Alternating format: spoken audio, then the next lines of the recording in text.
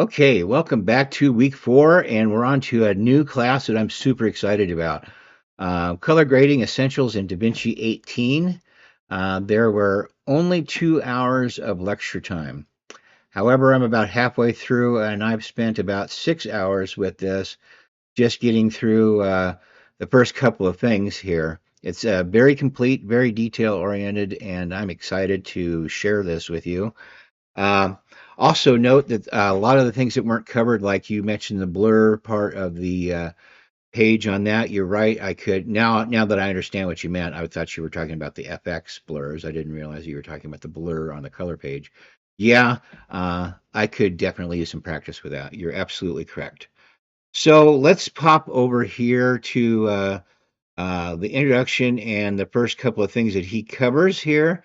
So mostly about the introduction, he says that yes, this is a up-to-date 2018 class. Yes, he shot most of his own footage, the resources that were used for this, so it's his footage, and he made it a point to shoot it in some type of a log where it's flat and has lots of room to be colored, and that things build on one another. And he is a guy that really has his act together. I'm really amazed that I found this class, especially based on the trouble that I've had so far. I mean, I've gotten a lot out of things, don't get me wrong. The last class, even though it was a little out of date, I still got some great stuff out of that with how OBS and DaVinci works together. So, not bad mouthing anything, just saying that I'm relieved to have something really up to date and such a articulate presenter. That said, moving on, he talked about some how it's important to set some things, some special things up, some special settings up in DaVinci, and I'll talk about that in just a second. We'll take a quick spin through the color page here and the nodes, and we're going to save down here the primary color wheels to go into the first thing down here, which is heavily covered in the grading with the line curves thing. It's a long skill, and we'll make that a separate video. Okay, so uh, let's come over here and bring up this page. So quickly, let's just spin through everything. Gallery, when we come over here and say grab a still, and then we put a picture in the gallery, that still houses all the information of whatever grades are on it. Okay, so let's get rid of these guys here. We'll come back here in a minute. Gallery, fine. Let's find lookup tables is the effects that are either something for a look or are a correction for a specific camera, usually put out by the company. I know that Sony is what I use mainly. I have some really nice Sony equipment, and they have all kinds of lookup tables for their lenses, for their cameras, you name it, they've got it. Here's how, let's get out of the LUTs thing. There were some other ways of viewing your LUTs in here, making them bigger, smaller. Yeah. Moving on. So our media pool, that doesn't need a lot of discussion. We've been to this party many times. And just a quick overview of how things are uh, on there. And you can scrub through and have a quick look at everything if you want. Okay, outer media pool. Color, that's the name of the timeline that we're specifically in. The percentile here is the amount of zoom we have on our image at any given time here. We can do a split image here. We're going to get around to that a little bit later on. And then the highlight image will give us an opportunity to see what we have highlighted in the, for example, in the, excuse me, I'm having a little aphasia here again today. Down in here with the magic window, and we've highlighted something, it'll show up here. Then we can come back over here to the key and look at it in different ways. Very cool. We'll be getting to that in a little while. So let's make ourselves some room. All this other stuff up here, just a time of where it's at. Again, more tools based on what we can see and what we can't see. We can bypass it, I guess is what it calls bypass color grades and fusion effects. So if you want to look at what you originally saw, there you have it. So if we come over here and we say add a node,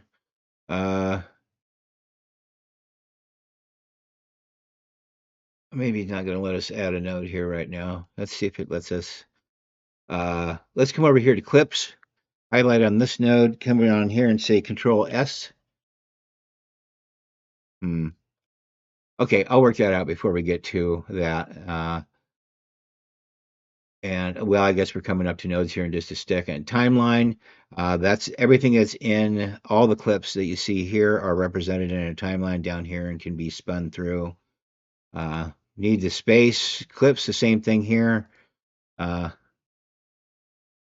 clicking on a clip here is the same as right clicking on a clip pretty much anywhere. And lots of things to be done with that. Oh my gosh. And so within a clip here, when we right click on it, we can create groups of clips be addressed here, just one clip here, and you'll see why that's handy later. As far as groups go, there may be more than one shot in this area that shares the same light. So sharing grades and corrections with that might be a good thing to be done with a group. Okay, so let's get rid of the clips and we'll come over here to the nodes, turn that back on, and in these nodes over here, beginning and end, and let me get rid of that guy for you now that we've figured out the secret. So these are nodes. Each one of these nodes will represent a connection to where we started. For example, if we're going to make any changes, this was connected to this screen here. I don't know if you caught that or not when I did that. And so this is the connection, and it runs up to this node. So whatever we make, and I want to keep for our first thing here, I'm going to keep our one correction per node per time. So when you highlight a node, you're working in that node. When you highlight this node, you're working that node. I believe you can say Control S, and it should make another node. It might make you come down here and do it that way. Come on, add a node, serial node, add serial. You're supposed to be able to say Control S and do that. Add a node, add serial nodes. So those are going to be our first 4 nodes for color correction, not to be confused with color grading. And I'm going to get to that here in just a second, but I'm going to make it a separate video. So down here, we're going to cover as we go all of our little tools. Since we kind of talked about that ad nauseum here this last time around. And we're going to come down here. We're going to start with the curves, and we're going to start with the parade. And our first order of business is going to be white balance. Looking forward to doing that with you, and we'll see you here in just a little bit. Thanks a lot. Okay, here we are back with section 3, which is a pretty lengthy section. There's only 3 sections to this entire class. However, it's lengthy, and as you can see here, and a lot of these individual skills, like this next one that we're about to do, last 31 minutes. So I'm just really happy that this guy is taking his time here and really goes over things well. And so we are going to start from scratch, and I'm going to go through this just because it's a practice one. And then I won't have to do this for each skill later. There will be 3 to 4 of these really long skill sets. And so the better I cover it the first time, hopefully the less I'll have to do it the other 3 or 4 times. All right, and we're off, starting from dead scratch. Here, excuse me. Let me drop that down here. So coming in from ground zero here. Let's start by making a new project, and I'm going to call this color section 3. So that way we'll remember what's happening. Let's create that. And I don't know why it took us into the cut page right away. So let's go up to this is that OBS video. Remember I told you about that? That thing that directly relates to and if you'll notice the thing that we just filmed, the introduction here, is already here and waiting for us to come down and edit in a little bit. So the first thing is, this is where all these, all the test tracks that live in that. God, I'm just not speaking well today. I apologize. So we're going to highlight all those guys, make a timeline. Uh, let's call this skill 6, just to keep all these timelines straight here. I think there's going to be several of them. And say create.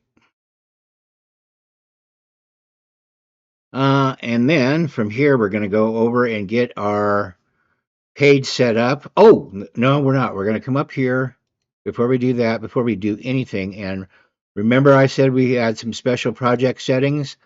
Uh-oh, did you notice that now they all come in and are exactly what we need them to be? Because I figured out how to go up here and the thing and set them where they're going to come up correctly every time. Um, every time, and then but they're savable, and there you can save more than one. I guess that's the important takeaway from that. So let's cancel out of here and get our workspace ready. So we're not ready to be dragging anything in or out of the gallery yet, so let's get that aside. Let's get our clip chosen, and that's this little girl that we're going to be working with. And then get rid of our clips, because as we can plainly see, workspace is at a premium on this page with the monitors I'm using, because I have the magnification on the monitors turned up a little bit because I don't see as well as I used to. And so here's our color wheels. This is how it should actually come up every time. If I have my way, this is how it would come up out of the box. So the first thing we're going to do is we're going to make 4 of these nodes, and I think we can make a node by saying Control S, or let's try Alt S. There we go, Alt S, Alt S, Alt S. We'll make 4 of them to start with. We'll grab all of them and bring them up to the top here. And let's label our nodes here. The first one we're going to node label, and we're going to call him WB. And I'm going to call that white balance. The second node we're going to come over here and label is, I'm going to call this primary. And what I mean by that is the primary wheels that were down here. And we'll talk about those here in just a second, because I found out something new and interesting about primary wheels versus log wheels. So number 3, what's number 3 going to be? Let's make that contrast. How's that sound? And we'll make the last one the look. So that's our transition node here where we're going along. These are all called serial nodes because they are in serial, one right after another. And then after look, we're going to look at some parallel nodes, which runs, and it'll make sense, but there'll be 3 or 4 parallel nodes that where it bears remarking that you see here this little green light is, it means that whatever you see here, this is where it started. And it comes into here, then goes up to this node here, and then we make our white balance changes on that node. So we know where it's at. If we need to change some white balance, we can come back to here and change that. If we put everything under one node, it would be kind of chaotic.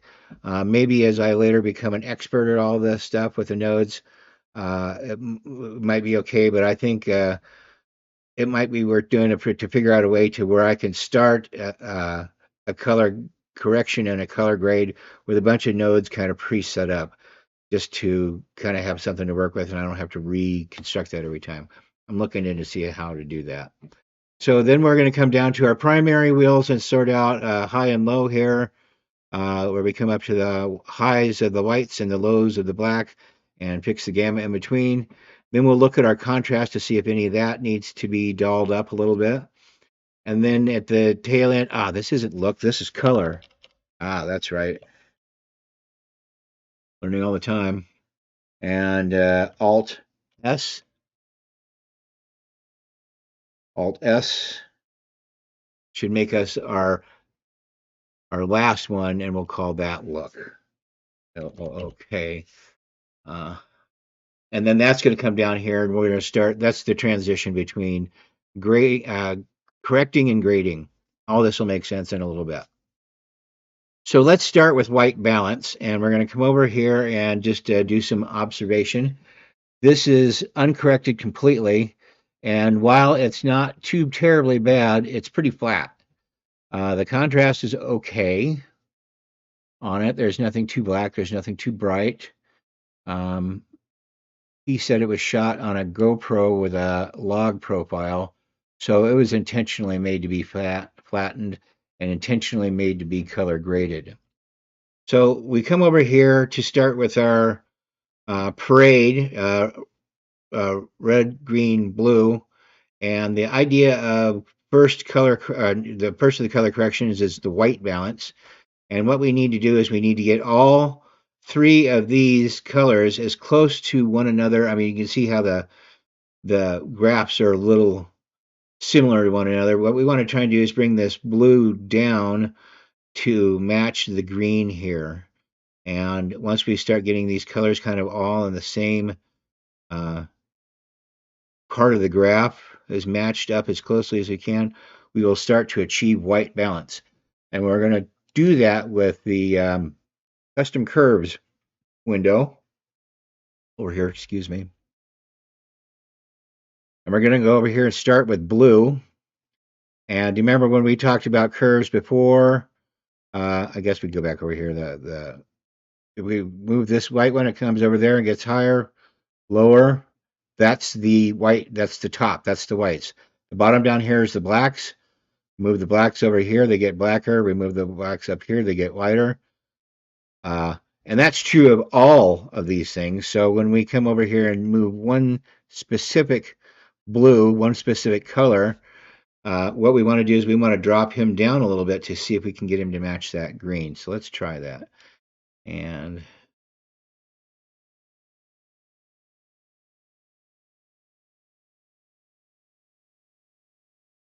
you can almost kind of see the green come into it a little bit more, huh?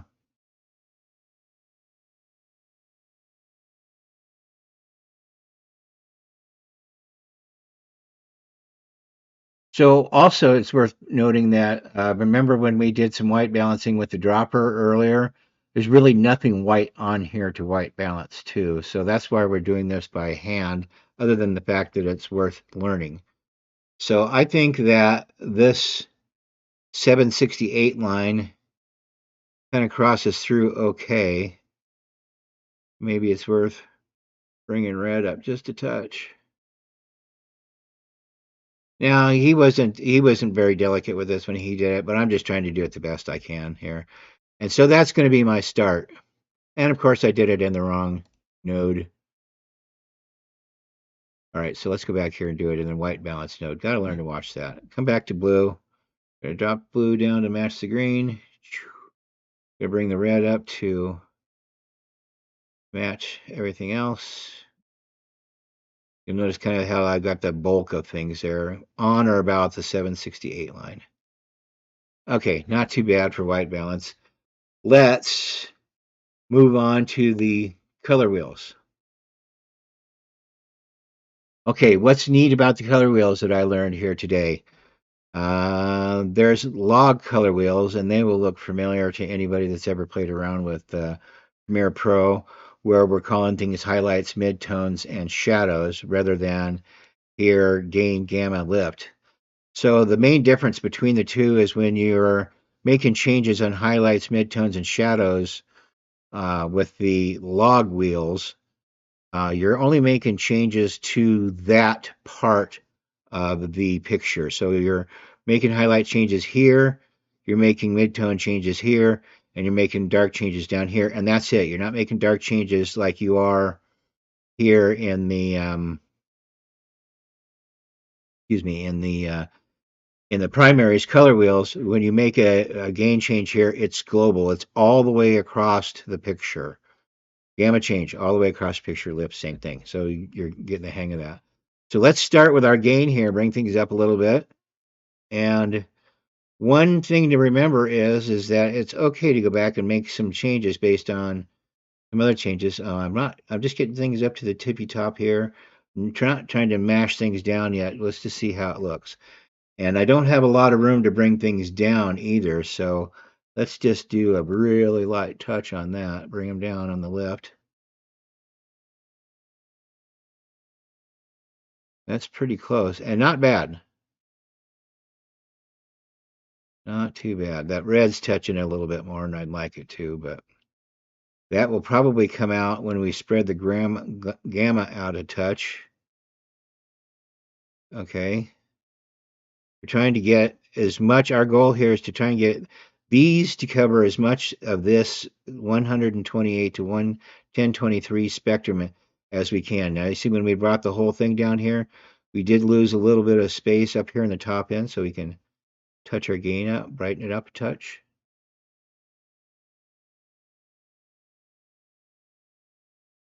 And I'm not terribly disappointed in that to start with.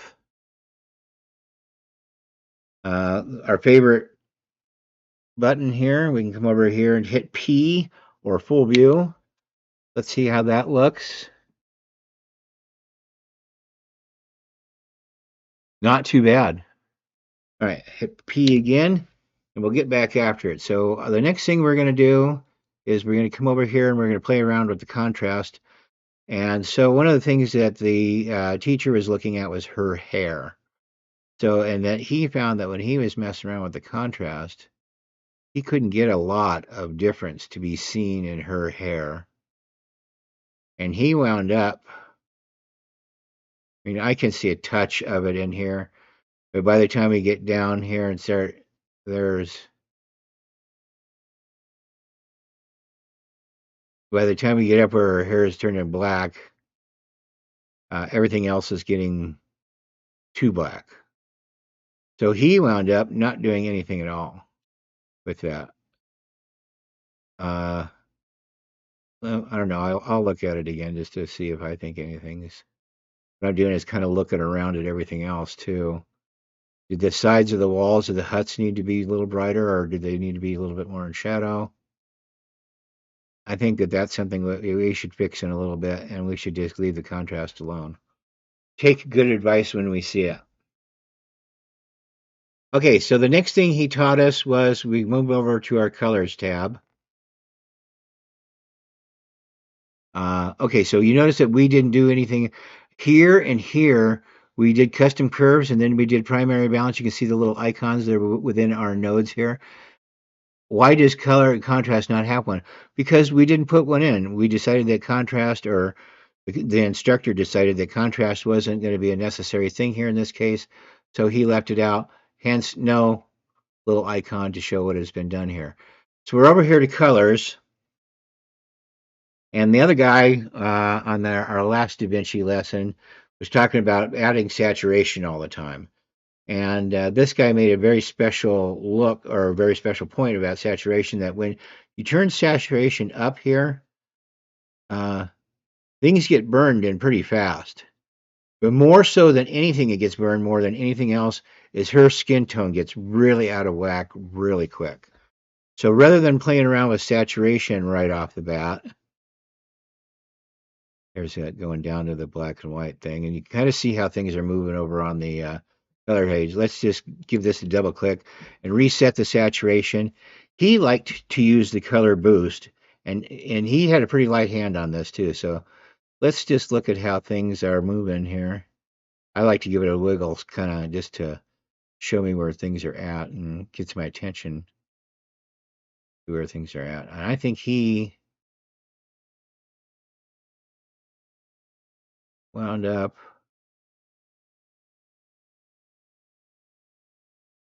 kind of around this mark here.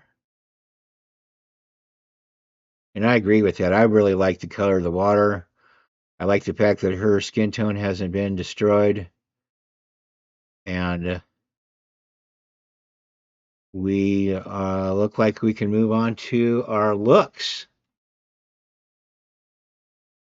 Yeah, let's have a look on the big screen of that, just to see what's happening here.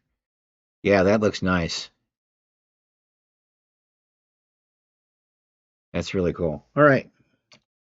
So let's move our looks down here because we're now changing gears here. We're not grading anymore. And also, let's not forget to come over here and say save. We've done a lot of work here.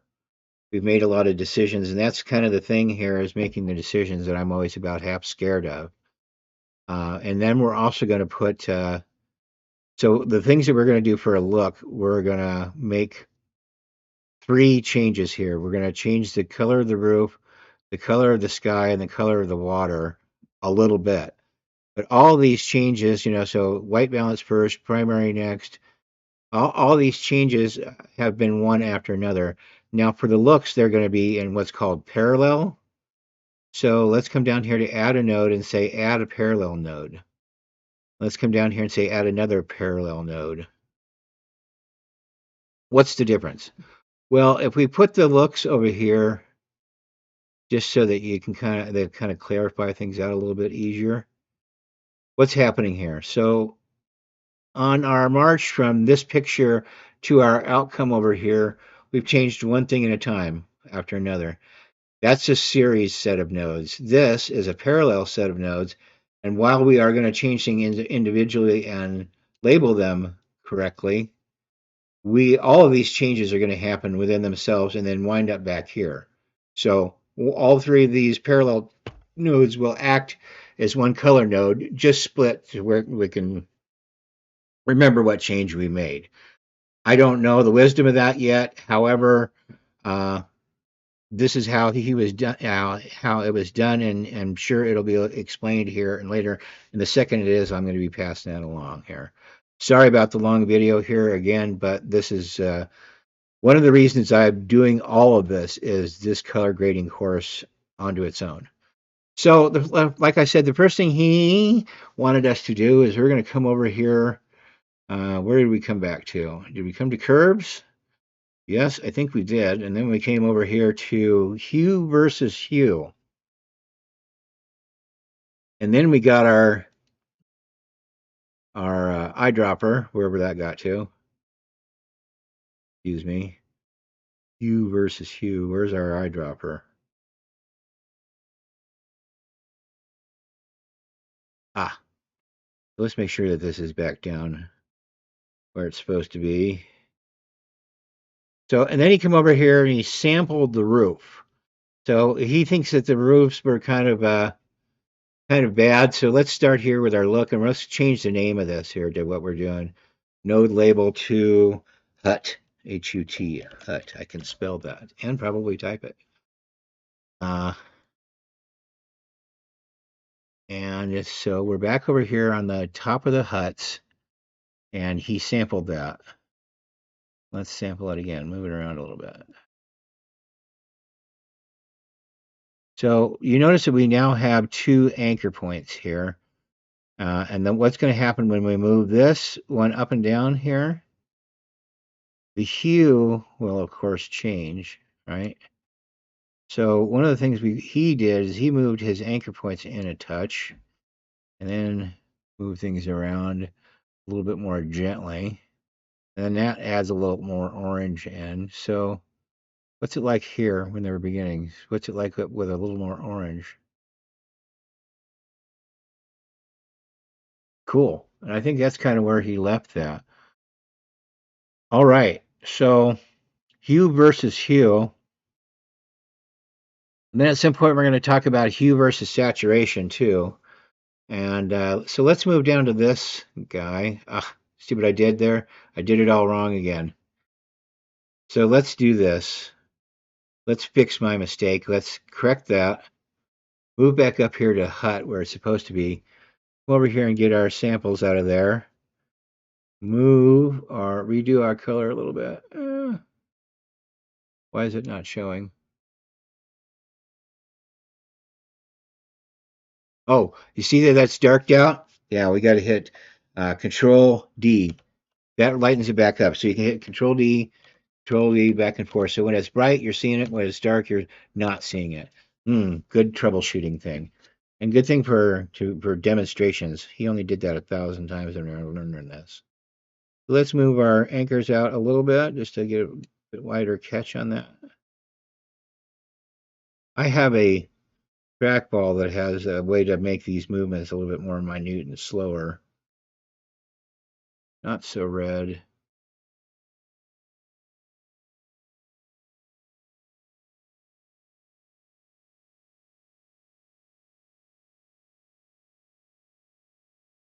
Okay, I'm pretty fond of that. His was a little bit more orange than mine. I don't recall seeing just to give him a little pop. That's the other thing he stresses that color correction, color grading is pretty subjective from person to person. You just kind of got being an artist, you got to find out what other people like. Maybe I'll scoot that over just a little bit more and down a touch. There's flat. That brings it up. That looks more pop than it does color changed. Okay, over here to the next one. What do we want to look at? Let's look at the sky. So let's label this node label sky. S-K-Y. Those awesome typing skills are really coming home to roost. So here we are again at hue versus hue, and we've separated it out so we know what happened here with the hut, and we know what's going to happen over here is we're going to take our dropper and kind of see where the, yeah, let's take our dropper and get a sample of the sky here. Okay, what did he do next, if I remember correctly? He widened his scope of colors a little.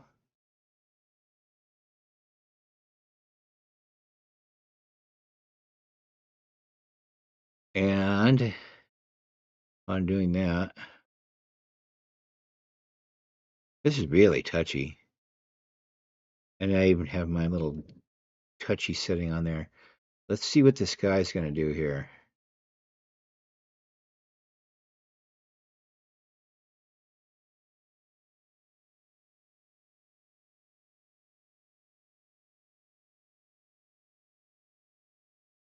Okay, you see this, those colors that are changing there.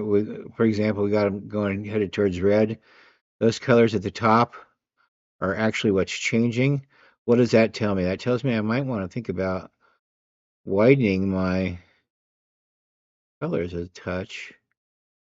Now we'll see what all changes more. Okay, a little bit more. And a little bit more.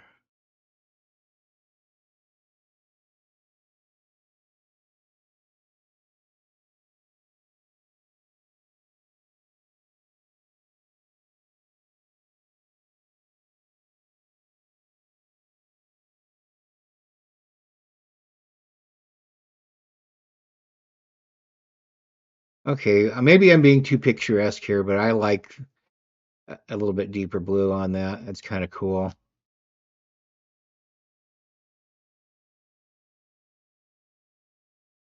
And then we can come over here, hue versus saturation.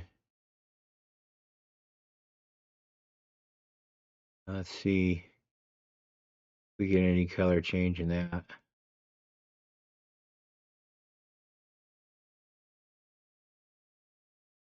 Ooh,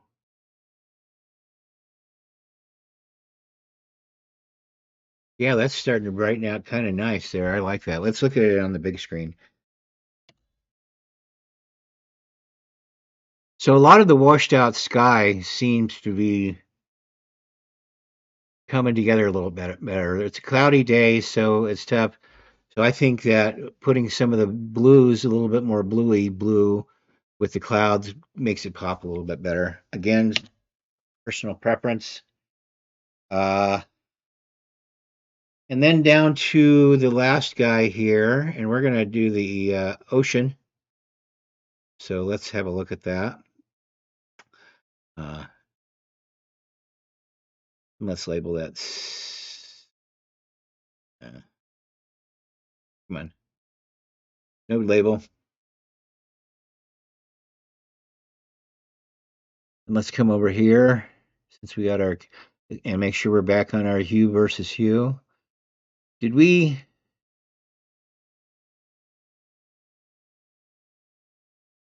I don't remember. I think he got a pretty good swath on this one here.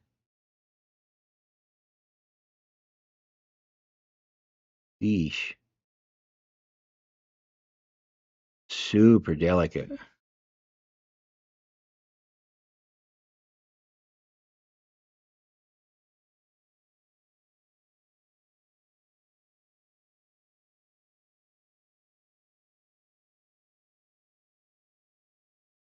let's come over here just for fun and see what changing the saturation versus the hue is going to do for us.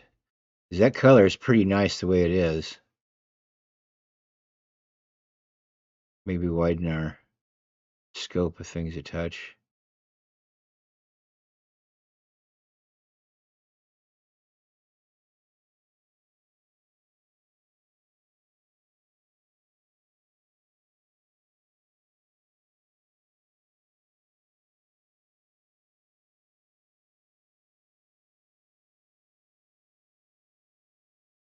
So keeping the color and doing it versus the saturation, I mean, we're not changing things a lot here. And I like that.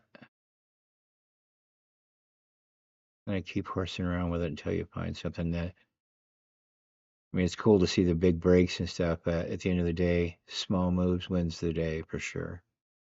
And I'm going to leave it there. I'm literally going to leave it there. And I have some stuff to go and memorize about doing masks here. We're going to do her skin tone next.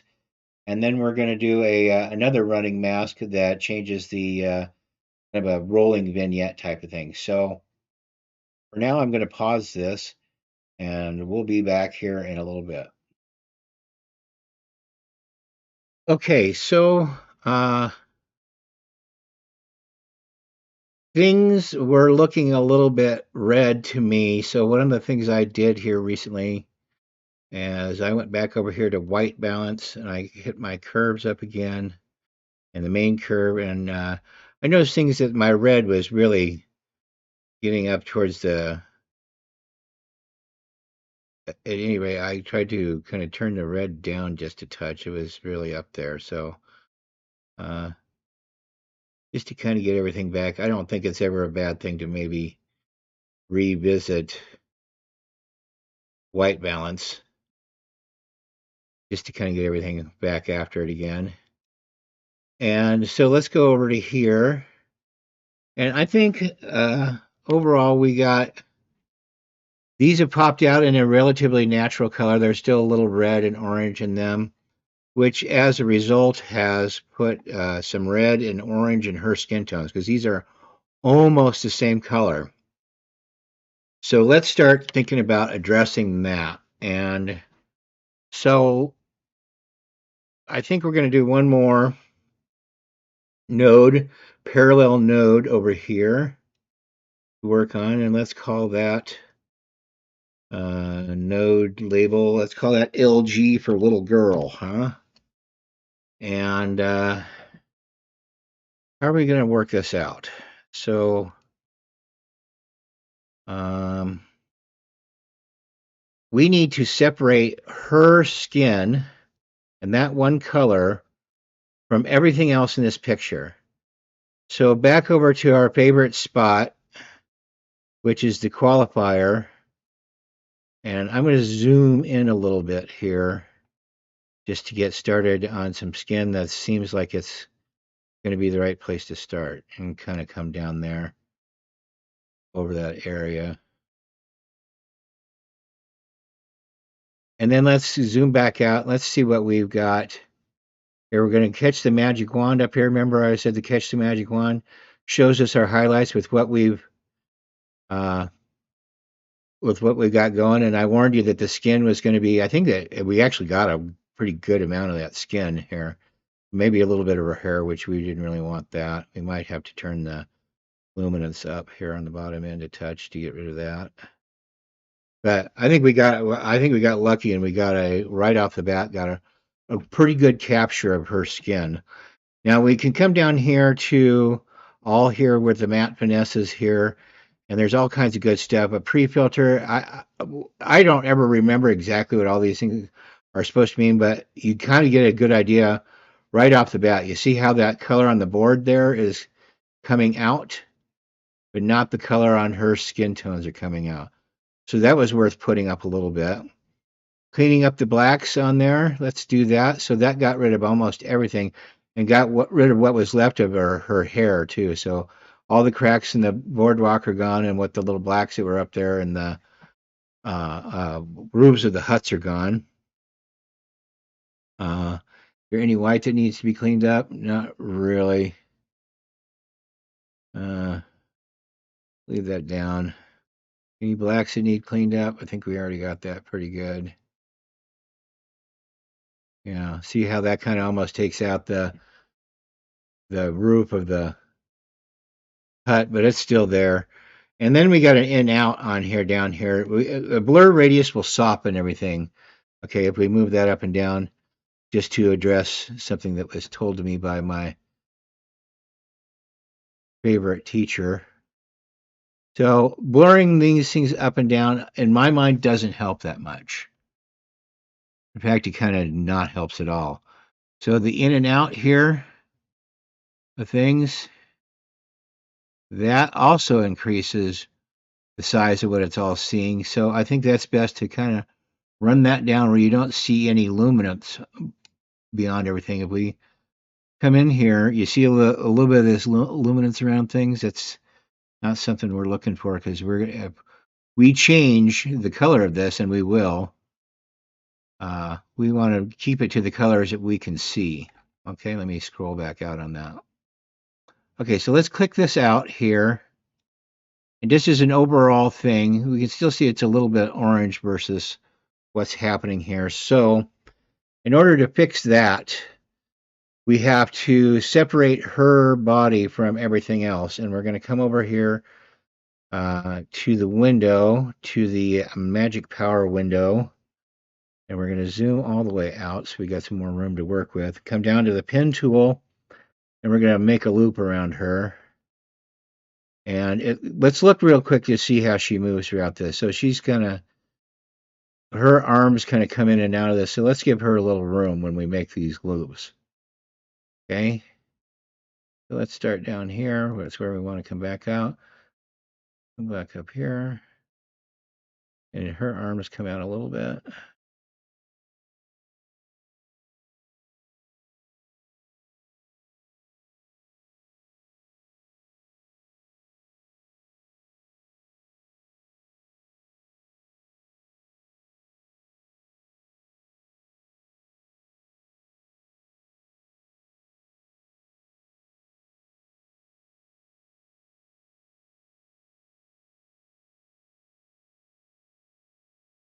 Okay. So that was a good point. You noticed that I just put a point on that and grabbed it out of the way just so that we'd have some room to work, right? So here we are again. We got everything down and done. We got everything masked out. So if we hit this again, you can see if we went over all this, you can kind of see what's up there in uh, the huts a little bit. I think I got most of it, but the important thing is it's for sure just uh, focused on her. So let's color that out and let's get her skin tone right. So the thinking is that there's too much orange in her skin tone. So if we come down here to the offset and move this over here, see how our skin tone gets real red there as we move towards the red? Yikes, sunburn. So with the amount of orange that's in here, let's try moving it back towards the blue a little bit here and lighten everything. Oh, that's too much. We don't want to freeze her to death. That looks pretty nice. So let's hit the big button here. So we see a clear difference between the roofs and her skin. Her skin, with the orange taken out of it and the blue added in, looks pretty normal to me. Looks pretty like the way it should look. So because this is a moving picture box, what are we going to do next? Well, I think I would like to come over here and hit the tracker so that our changes keep up with her as she's running away from us down the dock. So this is the easiest tracker in the world to use. One of my favorite things about this, actually. So let's hit the play button. Boom. See all the little things there that happened around? So even though her head's out, it kept the uh, uh, body in the entire time. So let's play that again from the.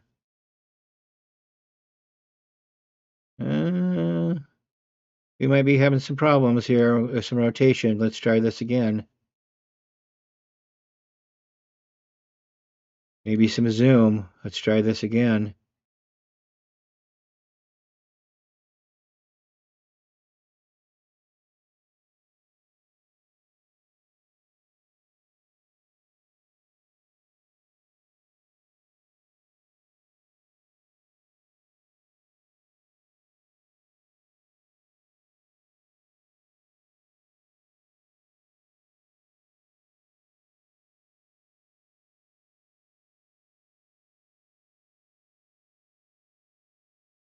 And I had to redo our masking here. Remember, we got to keep room for our arms.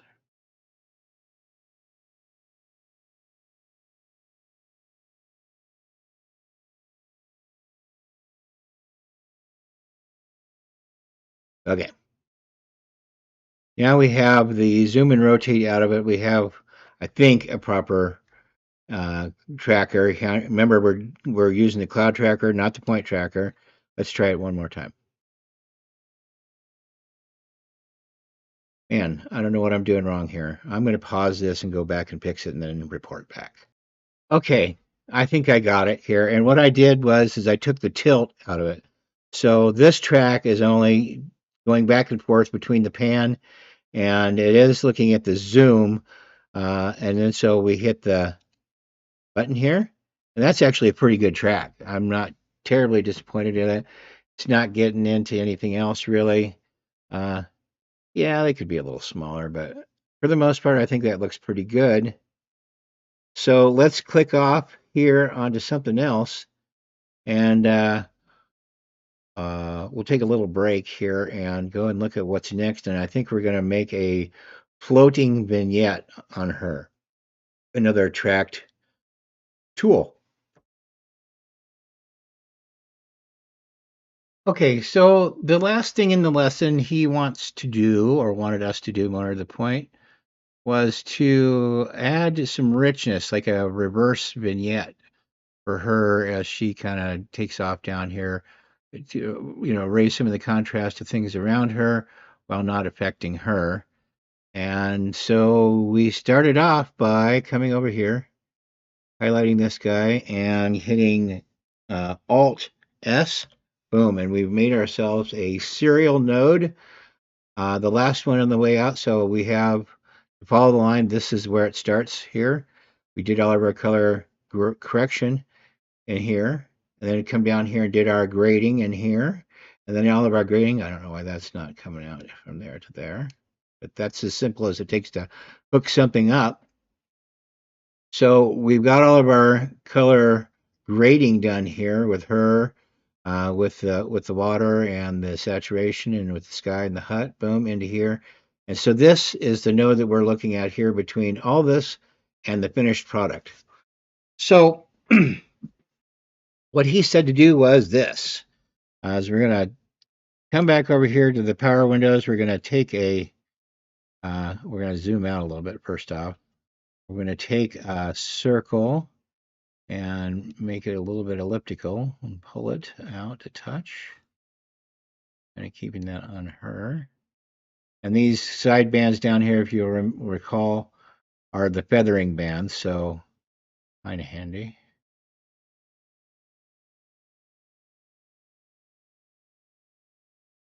He had it out a little bit there like that. So maybe I'll put it up a little bit straighter. Micro moves. There we go. All right, not bad. Not too bad.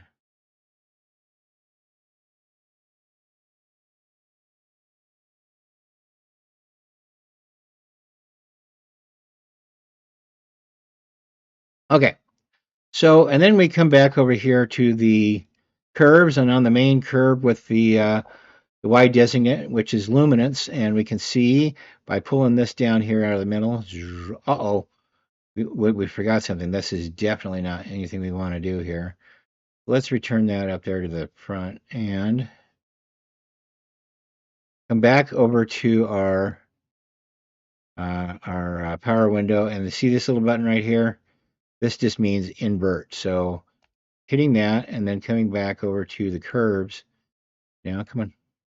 Now, when we pull on this, it's not making her darker, it's making everything else darker. But it's not doing it in a very good way. It's requires some subtlety here. So let's go down here as prescribed by the teacher and move this down just a touch. A touch. Move this up just a touch.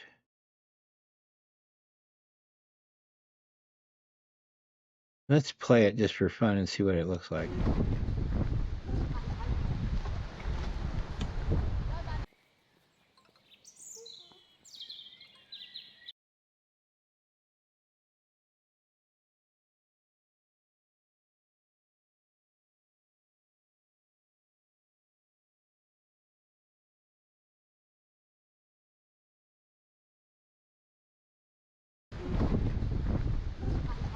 Yeah, that's following along pretty nice. We didn't want the sides of this to get too dark.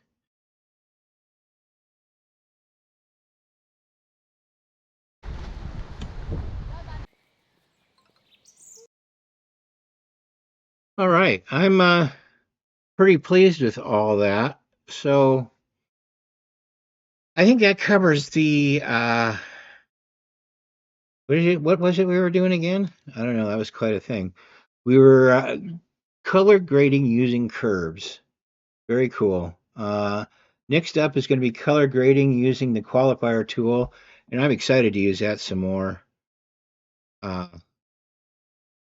so great. I want to have a look at that one more time without the stuff on it, just the grade.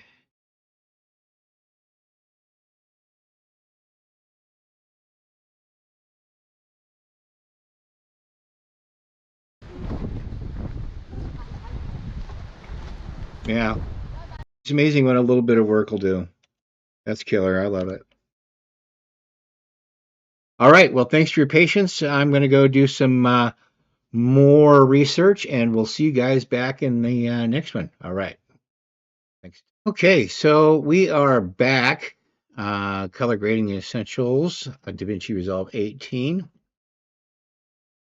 and we're on now on skill 8, and I've gone through that skill multiple times, and I'm really enjoying this. I love this process, but I've never had a chance to just dedicate myself to really getting to know it well. So what we're going to do here is this is color grading using the qualifier tool. Remember the eyedropper, and it brings out a set of colors, and then you use that to manipulate that set of colors. You can add a mask. There's a whole bunch of cool stuff you can do, and we're about to do some more cool stuff, oddly enough. So let me bring this down and out of the way. And over here, so let's start from scratch, create a new project, and we're going to call this color. Section 3, skill 8, just so we can keep everything straight. Because I think there's going to be a lot of these long videos that's going to require some uh, real good file tracking here. Okay, so let's grab our stuff we're going to want to work with here. And then let's make a timeline out of it. Right click, create new timeline. I've already put this color scale sections there. I put that in the paste board there. Create that. Then up we go over to the color page. Let's get our workspace organized here. Let's bring up the clip we want to use. Where did it go? It's right there. Get our space back. Such an economy of space. And it's not that this thing is crowded for everybody. It says my eyes like things a little on the bigger side. So yeah, let's in preparations of things, just double check and make sure we have our project settings correct. If you recall, I did make them default, but it never hurts to check. We'd hate to get through everything and have it not be what we were looking for. He spoke very highly of this 709A being super clutch, so that's a good thing. The other thing I did was I moved this over from RGB to YRGB. Y is obviously the luminance, and red, green, blue. And so we're back up here getting ready for some more. We're going to do Alt SSSS. First one, white balance, noise label, WB. Second one is going to be primary, label, primary.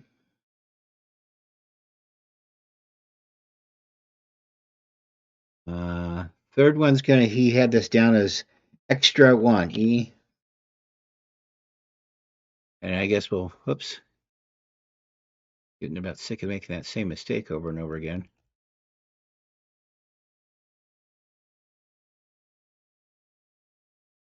Must have hit the space bar. Okay.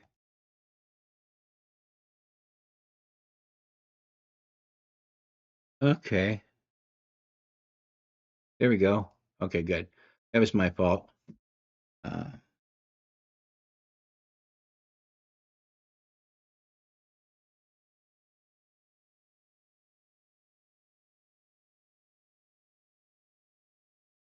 and this was CST, color space something or other.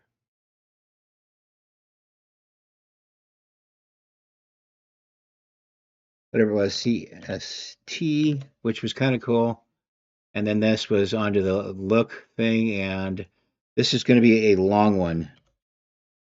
So go put the kettle on, and I'll finish getting this ready. So before we do anything here, this is drone footage, and I'll just kind of skim through it real quick.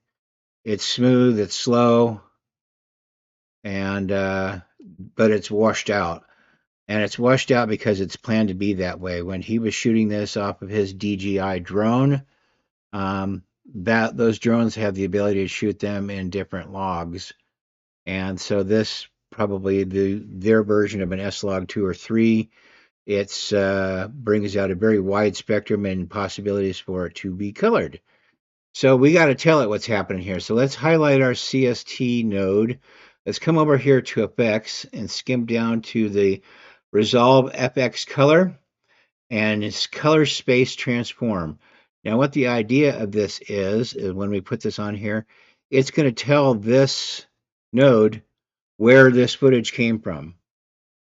And so that based on that, it can make the best guess it possibly can for white balance and things like that. So the first thing we know is it was a DJI drone, and that he said it was going to. We don't have much choices here, but we have DJI D Gambit, and then we got to come over here and tell it what color spectrum we're working in, and that is Rec 709. If I can find it, there we go. And that's the name of that tune. Let's roll that up and get it out of the way, and you can see the stunning job that's done just out of the box. This is what it would consider uh, straight out of the box. There's before an S-Log, and there is after with what DJI thinks the correction on that camera should be. Now, that said, we look down here at our parade. We've got a little bit of work to do down here. And so let's go over to our primaries tab and then over to our wheel and start with the highlights and bring those all the way up. Okay.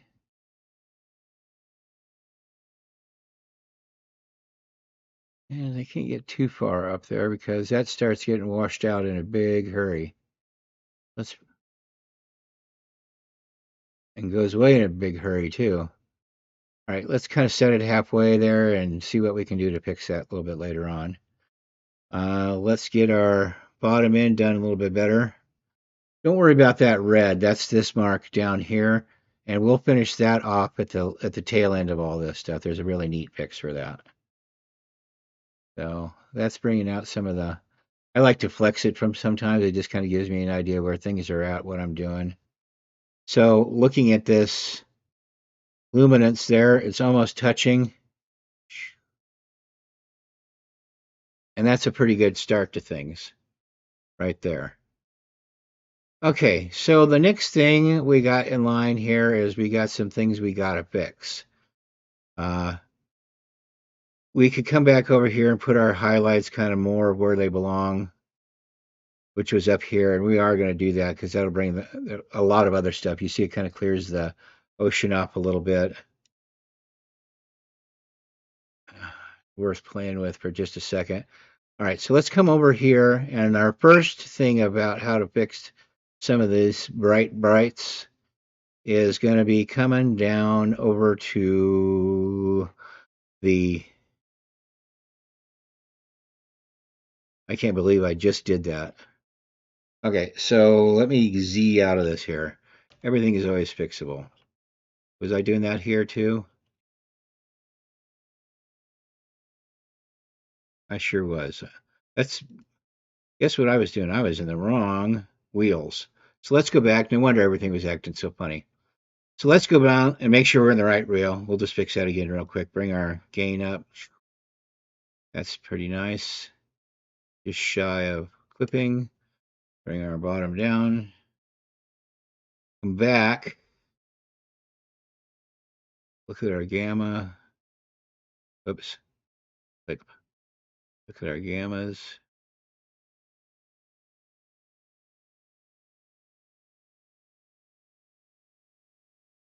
You bringing that gamma down a little bit really starts to get that looking good. It looks like we're just touching on the bottom. Yeah, just a touch.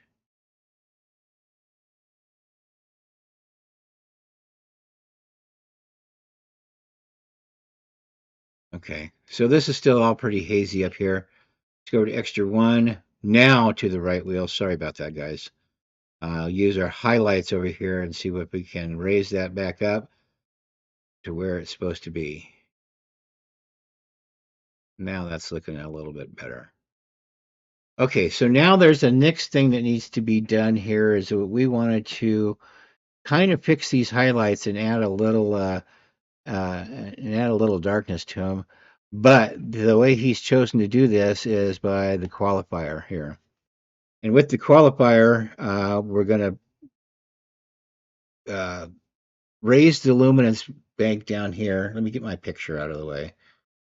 We're going to raise the luminance bank down here up to, say, here somewhere. Then we're going to put this on and see what we're really selecting.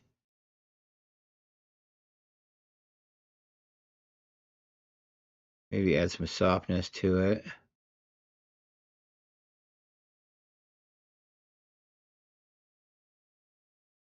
Bring this up into a little bit more. So basically what we've done here, we've added some more information about everything that's in this span of light. So the highlights up here are now highlighted. So let's get out of that and come back down here. Come back over to our color wheels. Make sure I'm on the right thing here this time. Okay, so we had okay, I'm just trying to reorient myself here. So we had everything selected in the certain color range down here, or certain luminance range, excuse me, down here as he showed us. And we want to jump out of that and we want to go back over here to primaries and adjust the gain around a little bit here. I think he brought it down. That's starting to really look better. Bringing it down like that. There was a sweet spot there where you could just really see the clouds and everything nicely on that top. Okay. So that's that for now. Moving on here in just a second.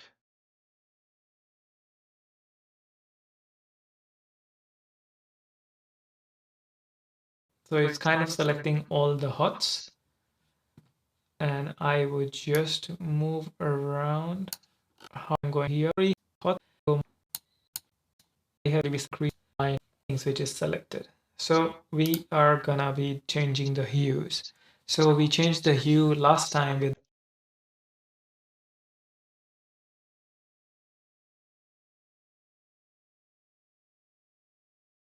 All right, I wish there was a way I could get these little pieces of white out of here, but every time I try to get a better take on the huts, it really just gets rid of them all.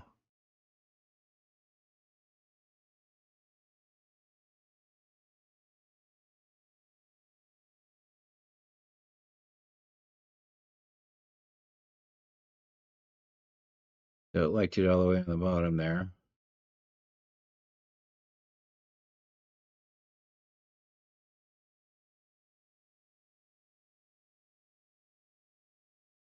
Okay, I think that's as close as I'm going to get to his stuff there. Not too bad. So what we have done effectively is we have displayed all these roofs here in an effort to come over here to the color wheels. And what were we going to do on the color wheels? We were going to mess with the hue a little bit just to see if we could get those guys to pop out some. So when we mess with the hues, we're going to come down here and uh, mess with the color wheels and the colors themselves. So before I do that, let me bring my gain up here. I don't know why so far in the basement. Okay, hue trials here.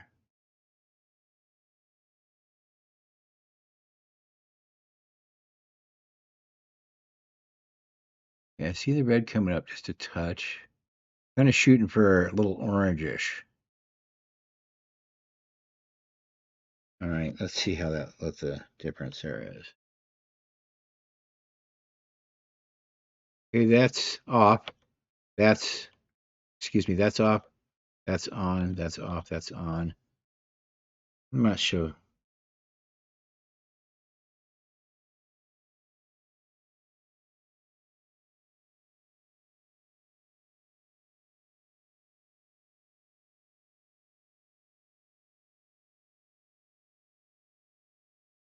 Well, it's a little better. I didn't move it very much.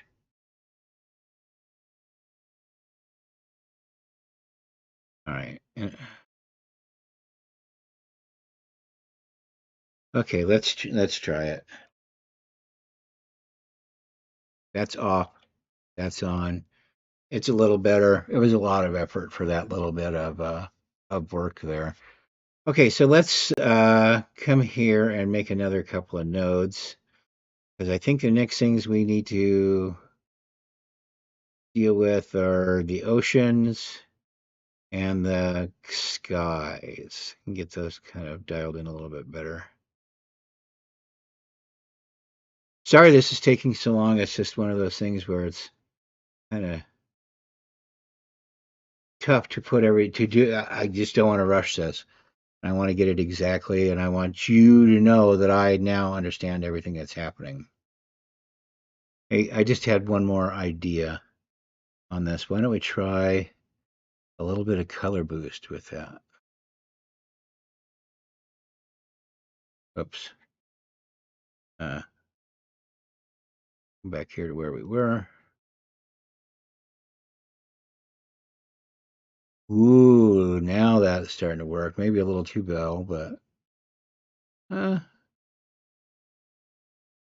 yeah, okay, that was a good idea. Okay, so time to move on to something else here. I think I fiddled with that long enough. So guess what we're going to call this one. If you guess Sky, you win a cigar.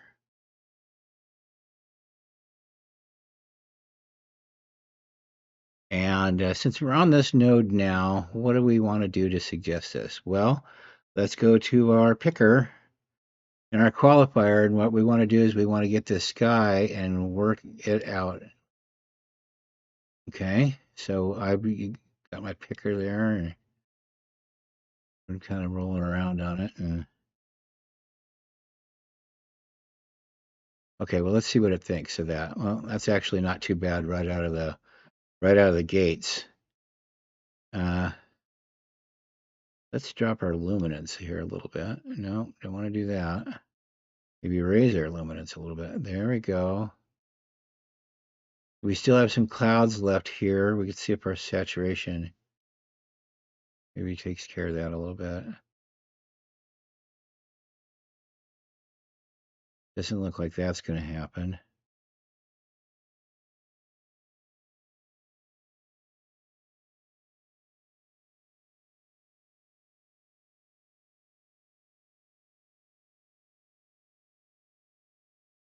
There, I think. So we have some stuff over here, but that's an easy fix. Okay, so we've got a really good mask on the sky here. So let's go do our favorite thing to do ever. So let's zoom this out a touch, get our favorite pen tool here, and make us a nice little mask.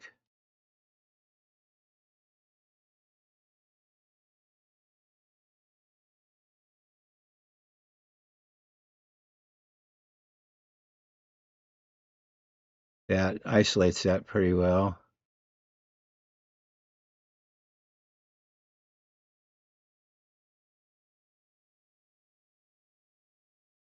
And then come back over here to the hue and add a little teal to this.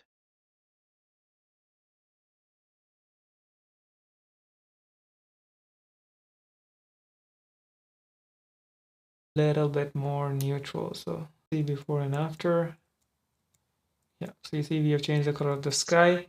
Now what we're gonna do, add node. Let's go parallel, and we're gonna change maybe the color. We're gonna just enhance the color of this whole thing. So let's see, and I want to make it a little bit bigger. Go a bit more this side.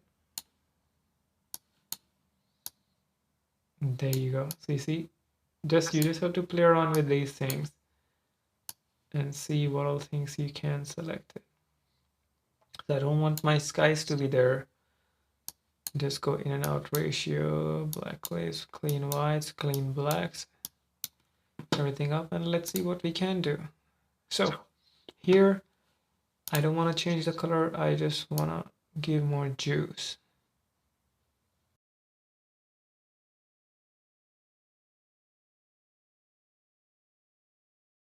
Okay, so next thing on the list, we moved down to our other node now, and what should we call this? We'll call this ocean again. Yeah, let's do that.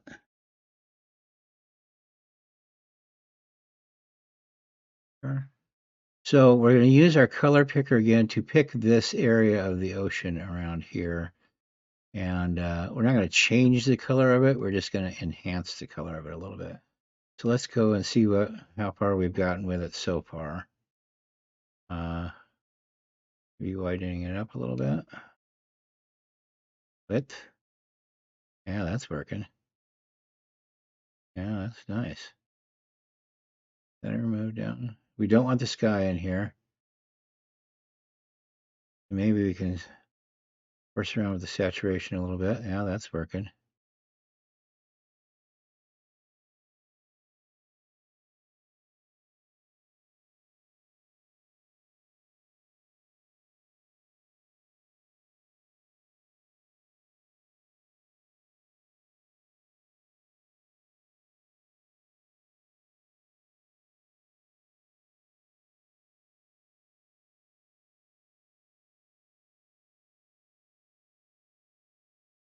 And so maybe mess around with these guys a little bit too. Oh, and keep that sky out of there. Ooh, that's working. Okay, so let's come over here to our matte finessing and see what we can do. We definitely want to clean up some of that white up here. Yeah, that was nice. Uh,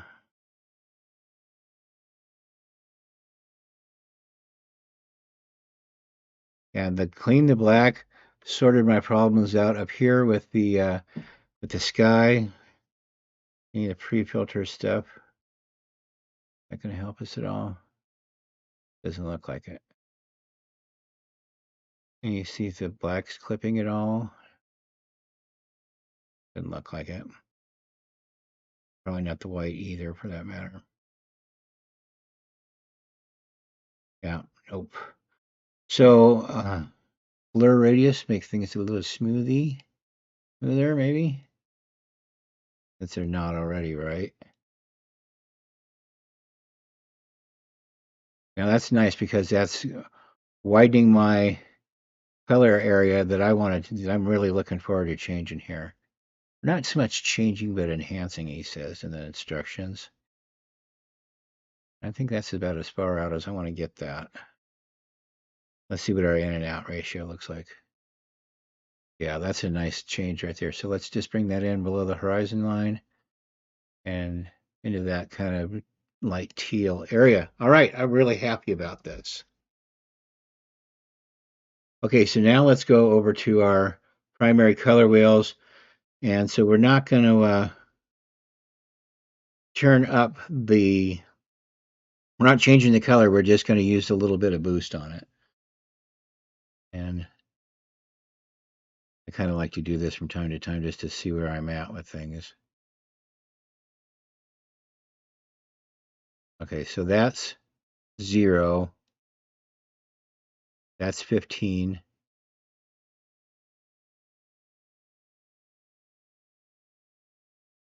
Let's see what this looks like off and on. Oh, we don't want that one. We want this doing its thing.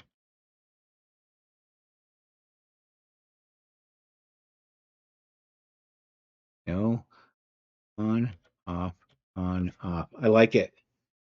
So we've come a really long way on this. Let's have a look at the overall thing. Remember where we were in the beginning? Not such a fan that some of the roofs were missed, though. Eh, it's the sun. What can we say? All right, so let's get out of here. There's one last thing to deal with down here. And guess what? It was my favorite thing ever. It's the gradient program here. So let's flip this around. And this is going to be a brightness change.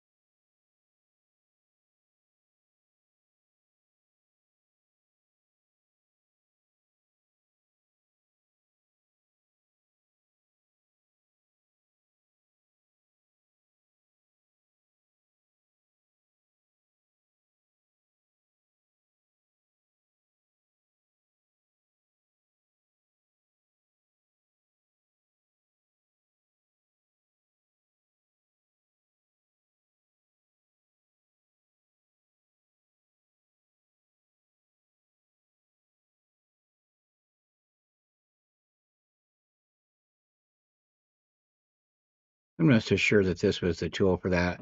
He struggled here too, and he was doing it as well. Yeah. Those are big, huge steps.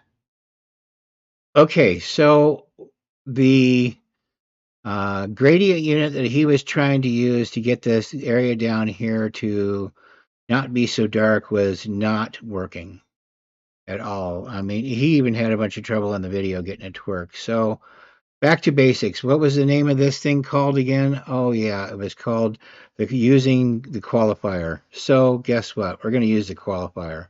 And I kind of got this to work out a little bit. So let's highlight this area down here.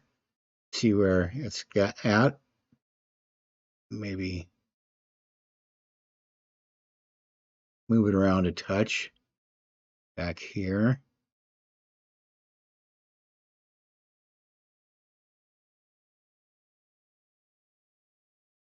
I'm just kind of playing around with it to see what we can get done here. Yeah, let's look at our filters. Yeah, it cleans that up pretty nicely. Clean the blacks, definitely nicer. Clean the whites. Yeah. Blur radius. Yeah, I'll soften that up a little bit. And the ins and outs of it. Let's mess around with this down here a little bit. I'm just looking to see if I can extend that out just a touch. Ooh. Saturation. A little bit. That was handy.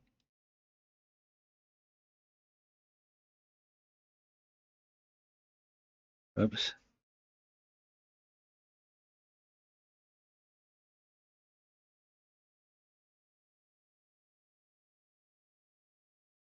The width, bringing that out was a little bit nicer.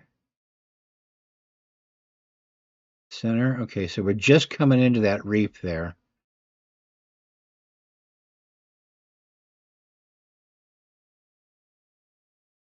All right, so let's put some sun on it. Let's put a little sun on that spot now. Maybe a little too much. All right, let's look at the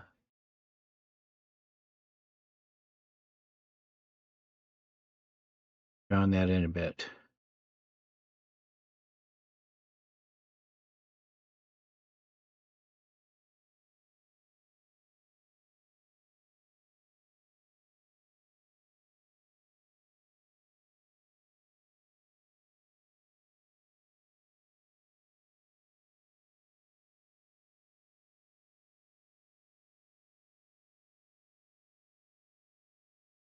Aha, there we go. Feather add.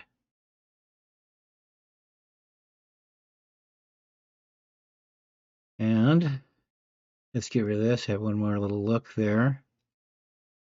We didn't move that a whole bunch, but maybe we try something along these lines here.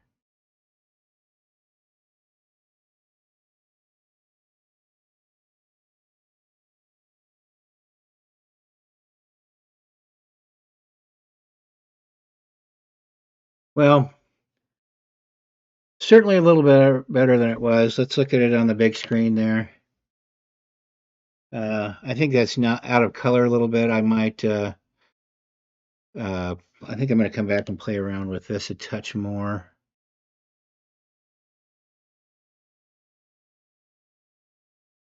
Exposure is hard to color on that. That's a little better.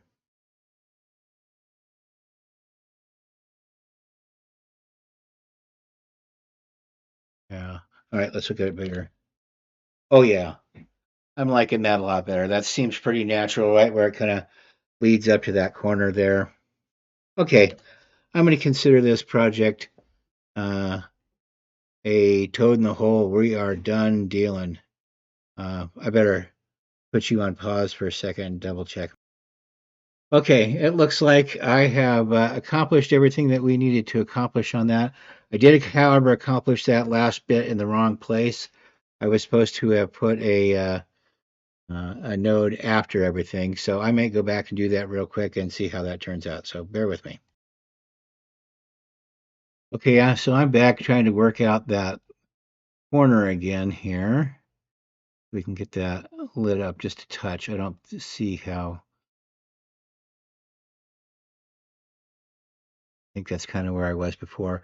Now, if you notice, I have that other node out here where it's supposed to be. So let's jump in here and see what we can do about lighting that.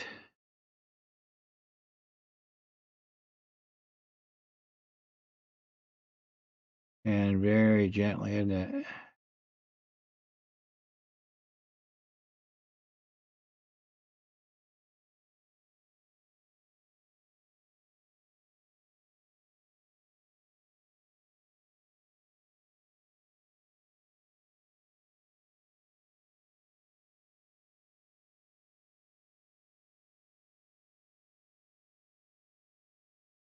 All right, let's go back and look at this hole again.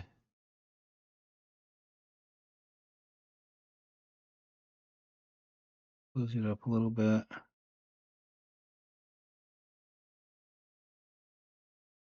Put a big blur radius on it. That'll probably get that line to disperse a little bit better. All right, let's have a look at that. Yeah, I'm liking that a whole lot better. Okay, let's put it on the big screen, see how it looks. Not too bad. For working my way out of a problem that the instructor created, I'm going to call that a success, and I'm pretty happy about it. Okay. Should have heard me cussing on the other. Oh my gosh, I guess we'll be editing that out. Okay, well, thanks again as always, and we will see you in the next one. This has been a great day. I'm really enjoying it. I hope you are too. Sorry for the long videos, but that's just kind of goes with the territory for this one. All right, see you in the next one. All right, back in color grading and color correction, and here is a short one for a change, thankfully. How to contrast and pivot, skill 9, and let me just get my big mug out of the way here, and we'll come over to the computer where I've got everything all set up. So what you're seeing here is just an image that was brought in that he must have done out of an airplane window or something like that. And so how do we get some more information out of this and do something with it? Well, there's a trick. So we got our one little guy up here, and we'll just do everything on one because it's just a shorty few minute video. And what we want to do is bring the contrast up. Okay. And he brought it up to about 1.5 or thereabouts. At any rate, that's the contrast is up. All right. And then the pivot, you bring that all the way down. That takes, that just smashes everything together. So with the pivot, you can undo it all the way down to 1. And all of a sudden, you've got a bunch of brand spanking new information to work with here that you can actually start to kind of grade a little bit.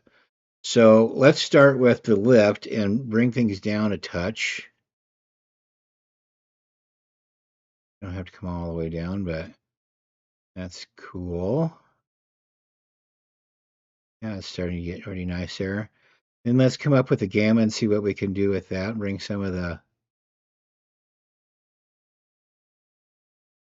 maybe down a little bit further. Then up with the gamma touch. All right, and then the one last thing that he showed us how to do that. So we brought the lift all the way down. Once we had it all that, we maxed out the pivot. We brought the contrast up by times 2, I guess, up to 1.5 or thereabouts on that particular thing. But at least that's how you start. I mean, if we came up here and played around with the contrast, we know how that's going to work and what that's going to do to things. Okay. But the last thing is here is we go back to this our log wheels, and I'm now really understanding why the log wheels are here along with the primary wheels. Because sometimes you just gotta go to your midtones and get the darkness out of here.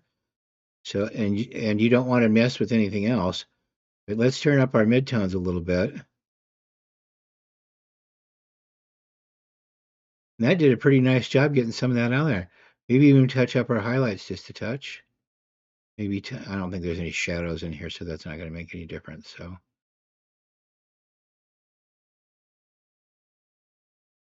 yeah. Anyway, short and sweet way to get some information out of something. Uh, I think that maybe shooting in ProRes RAW would be an excellent example of this, where if somebody had something going on, or just had a weird shot or a flare or a gork or whatever, uh, yeah, what a great little trick. I'm just stunned through this whole thing here today. Well, at any rate, we will see you in the next one. Here, I guess I should put my mug up while I'm saying goodbye. Okay, there's me. I'm saying goodbye. Moving on to the next one, to 6 minutes here, and we're seeing how much of this we can get through today. I'm just overjoyed to be doing this. I just can't say that enough. All right, see you in a sec. All right, one more for the day, and then we're going to call it good. We're over here on skill 10. It's another shorty too. And what are we doing here? We are color grading using the qualifier presets, and that's kind of a cool thing. It saves a lot of fitzing around. So let's just jump right into it. Come over here. I've already got a project started. Let's go to our media pool and pick out the picture we're going to use here, or clip we're going to use. We're not going to change that. We are going to give it a timeline. Same thing. It's not 9, it's now 10. Great. Over to this. All right, so let's get our zone put together. Make some room. All right, so let's just start by taking a look at this guy here. So this was some weirdo out of focus wide angle lens for starters. It's all blown out on the top. It's very out of focus. And I don't know, let's come back, let's play it and see what it does. That smooths out a little bit and comes back in. It must have just been a half a frame grab we had there. Okay, so that's what we got. Let's pick a hero shot to work from. And I like, so it gets kind of lighter over here. And light is one of our problems with this. So I'm going to pick something along this side. Okay. And that's a good place to start. If we come over here, the top end of this is just completely blown out because that's obviously the sky up here. So let's go over here to the color wheels and click on log and take our highlights down quite a bit.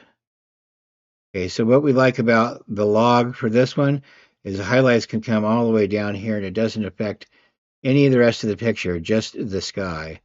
So let's kind of bring that down to a dull roar. And so it's going to come back up in a little bit anyway. Yeah, somewhere between a mid-tone and a high. Okay, that's a place to start at any rate. So let's come over to the rest of this and finish our grading here. Do we have any lift to be done? Kind of not really. Do we have any gamma to be done? Kind of not really. Do we have any gain to be done? Yes, we have a little bit of gain to be done to bring it back up and kind of brightens the whole thing across the board. Okay, so we got the basic primary thing done here. Let's just give that give that label that thing a primary thing, and we can come over here, and these are pretty well color balanced. If we put these on top of each other over here in the waveform, we'd have a pretty groovy little deal here. I mean, that's what could we use for a white balance tip just to see what's happening here? Yeah, I hit that with and it didn't really make much of a difference at all. Let's go back and see what our parade looks like now. Yeah, it hardly changed it at all. So white balance, that's a pretty balanced picture. All right, so the next thing about this here is he wants to assign some kind of a look to it. And so let's make a new node, add node, another serial node here. And with this serial node, we're going to come up here to color, up here at the top, color, and down to, where do you go?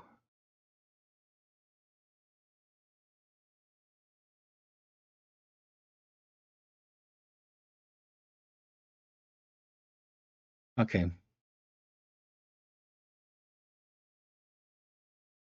down to presets. And so we're going to put 6 vector green into our thing here. And if we look up here, and we will now see that it has chosen our greens pretty well. And so now we just got to decide what we're going to do with that. So what he did is he was going to kind of make this a little eerie by coming over here with the hue and maybe adding a little yellow to things. So the overabundance of that amount of green was pretty happy. And so he was going to darken this whole thing up, take some of the green out of it, give it some yellow. And I think that that's kind of where that's at now. And then the next thing he was going to do, as long as we're picking colors, let's get that out of the way too, is let's go pick a color down to presets and pick the red. And with that red, we're going to try and take a little bit of the sting out of that red too. Darken that out a little bit. I kind of like that. All right. So, yeah, that was the only thing done.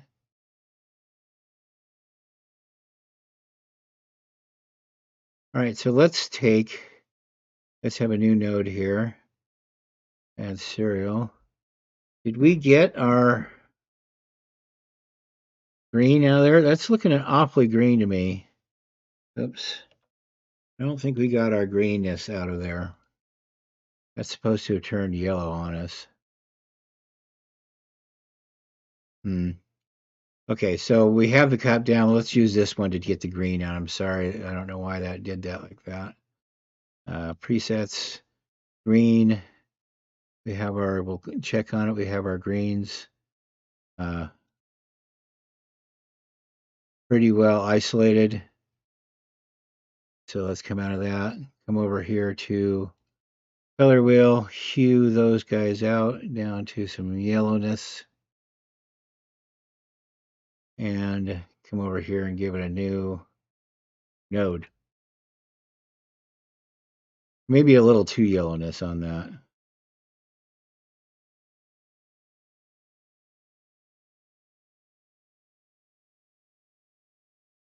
Yeah, okay, it gives it kind of a sickly look. So here's the last one. Let's come over here at lift and give the whole thing a little darkness, or excuse me, gamma, and darken the whole shebang up a touch. Yeah, so we had quite some moody stuff here. I like it. So this is with it, everything in. This is with it out. This is happy. It's bright. It's messed up, but it's bright and green, and you can kind of feel yourself on a nice warm day. Here's it all out with it darkened up, all the brightness taken out of it. That's a nice look. Starting to understand how color grading affects the feel of things. All right. See you tomorrow. Thanks a lot for a great day. This has been a lot of fun. All right. Good morning and welcome back. We're still here at the color grading essentials in DaVinci 18. Let me get my face out of this thing here. And we're going to be coming down to skill 11, I believe. Color grading using the offset tool. We better put a check mark by that just so we remember where we're at here. And this is kind of an interesting one. There was a lot of, even though this video was only 19 minutes, there was a lot of stuff that required some practice and some touch. So it took me quite a while to get to the point to be able to demonstrate this to you well. So on that note, let's go ahead and show you what I've already got everything all set up here, white balance primary, all of our nodes that we need to get going and to get the first basic color correction done. So on that note, let's go down to effects, and grab our color space transformation and drag it over here. And then we can click on that. Now this was supposedly shot with, not supposedly, it was shot with a Sony S3, pretty much the same as my camera. I have an FX3, and so all these settings are interchangeable, supposedly.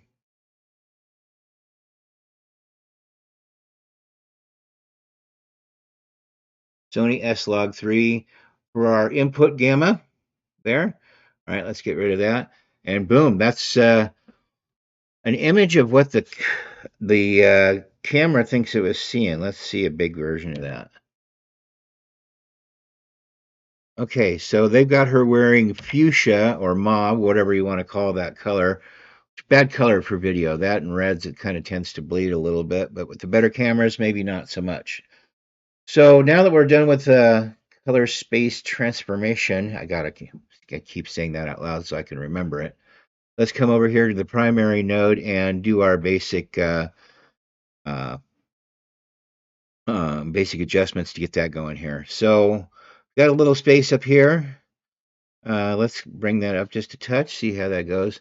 There's a lot of white in here, so maybe not bring that up to the point where it burns. Then we got some space down here on the bottom, so let's drop our lift a little bit. Get that to pop out a touch. And drop our lift on our gamma just a touch. So there was a lot of bright in there. And I think that's a little bit better. Now, throughout the course of this, uh, bit before on the original color correction, he wanted us to come over here and do a little work with her jacket. Now, when I lowered the gamma on this, if you come back and see where I lowered the gamma on this, you can kind of see what happens here. That everything darkens just a touch. Maybe the gain gets raised a little bit. You kind of miss the details of her coat. I think maybe this is where he had it. So we're going to come over here to the extra and come on to the qualifier. And basically what he did to get the qualifier working to isolate the coat was that's the brightest thing in the scene here at the moment. So he put that on, to see what we've selected, and this brought the luminance up. And you'll see as we move things here forward that basically we're left with the sky and the coat that's selected. Doesn't look like moving the high down. And he did soften this a bit.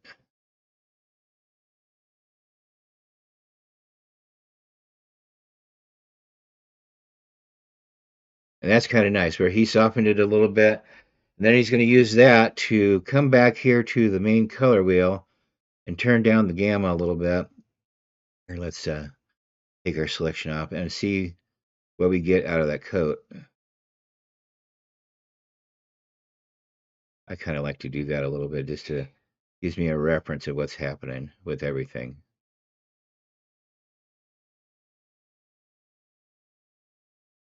Okay, so let's highlight these two guys here, and toggle them, and see if we can really see some difference here.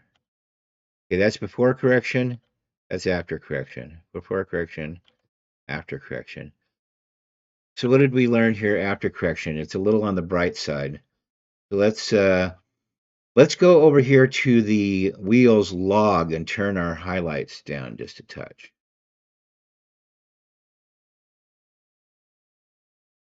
On the primaries here.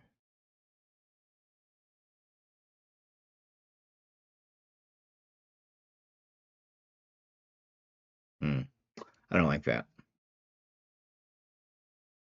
Let's maybe come back over here and see what the gain we can. I'm not fond of that either. I am getting fond of that though. Okay, let's turn the gamma down midtones, and I think we have something we can work with here now. Uh, Again, let's have a quick look at the difference. That's without, that's with, that's without, that's with. I think with is everything seems to pop a little bit more, and we got a little bit more sky. There's not much we're going to be able to do with that. But when we adjusted the coat, we did adjust the sky a little bit and bring that down. So we're going to call that good for now, and we're going to start what he was calling a look. So let me bring this a little closer together, this stuff here. Oops, build us some space to work in. And the first thing here with the look, we're going to call he moved the offset down, and that's what we're talking about for this whole thing is color grading via the offset. So in order to, if we were just doing some commercial thing, this would look nice. In order to get it some kind of a cinematic look, he asked us to bring down and add over.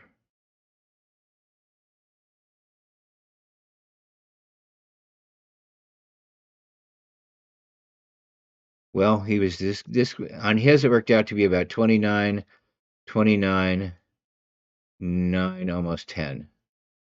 I'm going to bring my green down a touch as I think that's just over. The green's overwhelming. What he was looking for here, kind of, he called it the Joker look. And we've all seen that throughout the Batman movies, throughout the Joker movie itself. That's a pretty popular look. And I think this is closer than his was. At least it's a little bit more subtle. His was really heavy duty. So let's label this Noble label, and we'll label it. Let's label that Coker. No, let's try that again. Okay. So that said, here, what's happening here? So let's take a stop for a minute and take a big look at this. So we've got a cool look on this, but look what's happened here.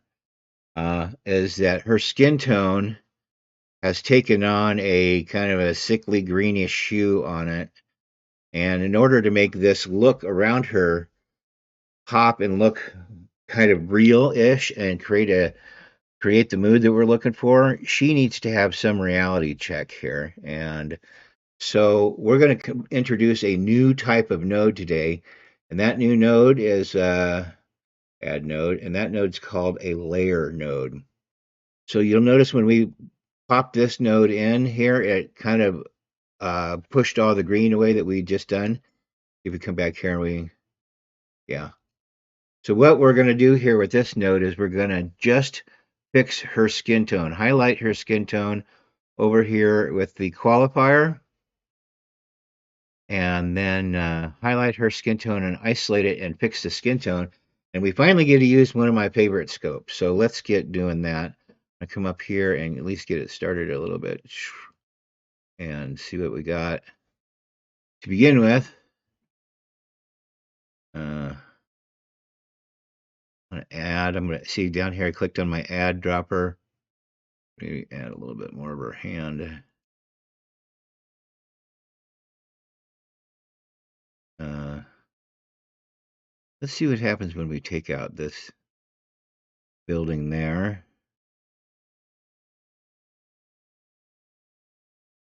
Maybe play around with the in-out ratio here.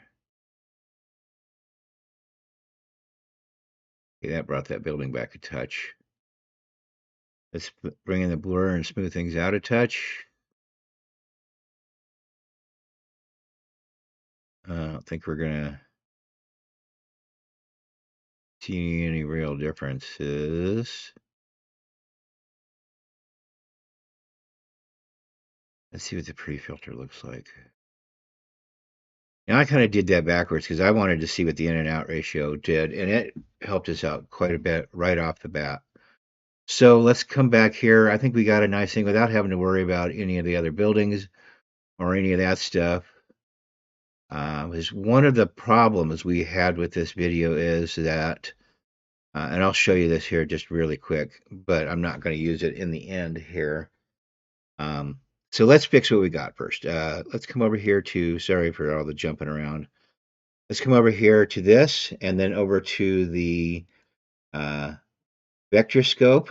And you remember me telling you about this line here? We can bring this line up and down here by coming down and saying show skin tone indicator. That's that line there. And when I initially brought this up, it was on the high end of things, and we want to be able to see all the colors, so make sure that that's highlighted. Things I've learned along the way here. And if we get a really close look at this, which I guess we could, couldn't we? Bring this up here. Okay. So when we see this, I'm going to leave this up here while I'm fooling around with things a little bit. Because I'm going to use the offset now to fix her skin tone. So I'm going to zoom in on her a little bit. Maybe I can find a better place to zoom in. Yeah, that's pretty good in there, where we can really get an idea. So she's not too bad at this point in the game here. It's a little burnt orange and it's a little greenish. So let's mess around with our offset here, and you see where we've got so far. It's pretty close to being on the line, but there's some more little outliers here that we could play around with and see what happens and see if we can get a good bead on things here. Now, when I did this, I brought things down in a way and kind of cooled it off. Now, when he did it, he went a little bit towards it. We're talking about super micro movements here. Now, you see that?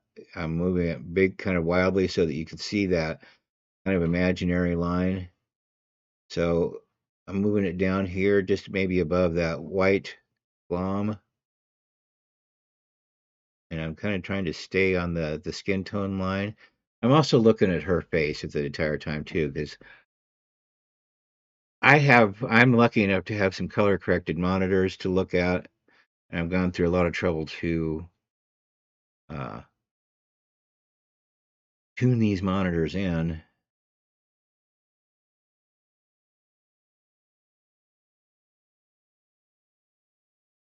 Okay. This says it's the most accurate right about here. My eye says it's the most accurate right about here as well. And so there's some really small changes here with the offset here, considering that goes to 100. Okay, so let's bring this back down. Spectroscope goes back into there. I'm pretty fond of that here. So what do we got to do next? Well, we got to boom back out here for starters. One of the things he was asking us to do, and one of the reasons I got rid of the buildings in the background within the uh, qualifier, was that he came over here and built a mask around her to track. And I'm just going to do that real quick here just so that I can say that we did it, and then it's a skill that is worth knowing. So here's our mask, and we have encompassed her face and her hands. Then we go over here to the mask, and you can see it still has the settings in from when I played around with it for 10 or 20 minutes before I gave up on it. Okay, so I'm going to leave it here and just click it and see what it does.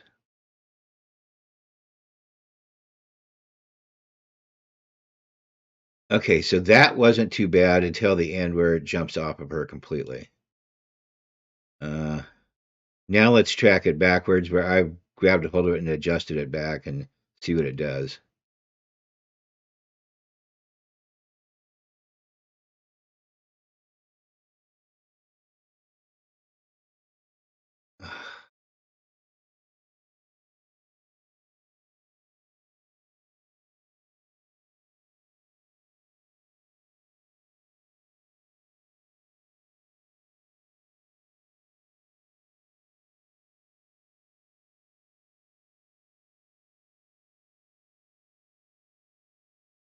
Right, so let's come all the way to the beginning here. Let's get her mask back on her. Whoops, excuse me. Get her mask back on her.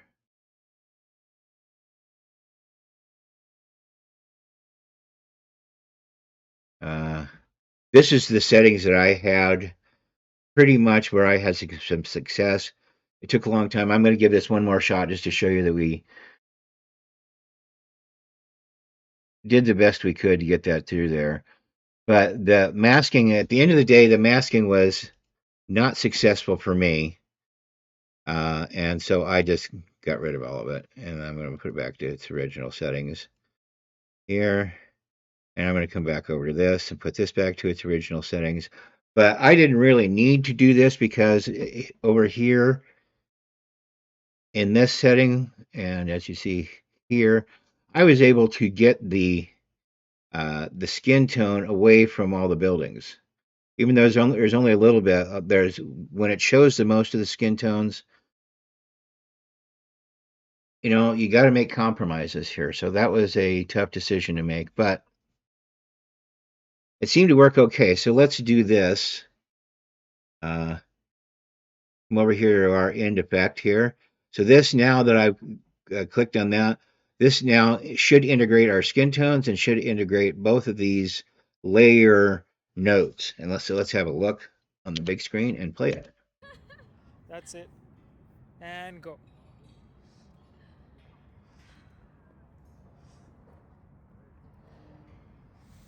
Yeah, I can kind of see the skin tone floating through there, but most of the green is gone, and somebody'd have to have a really good eye, I think, to figure that out.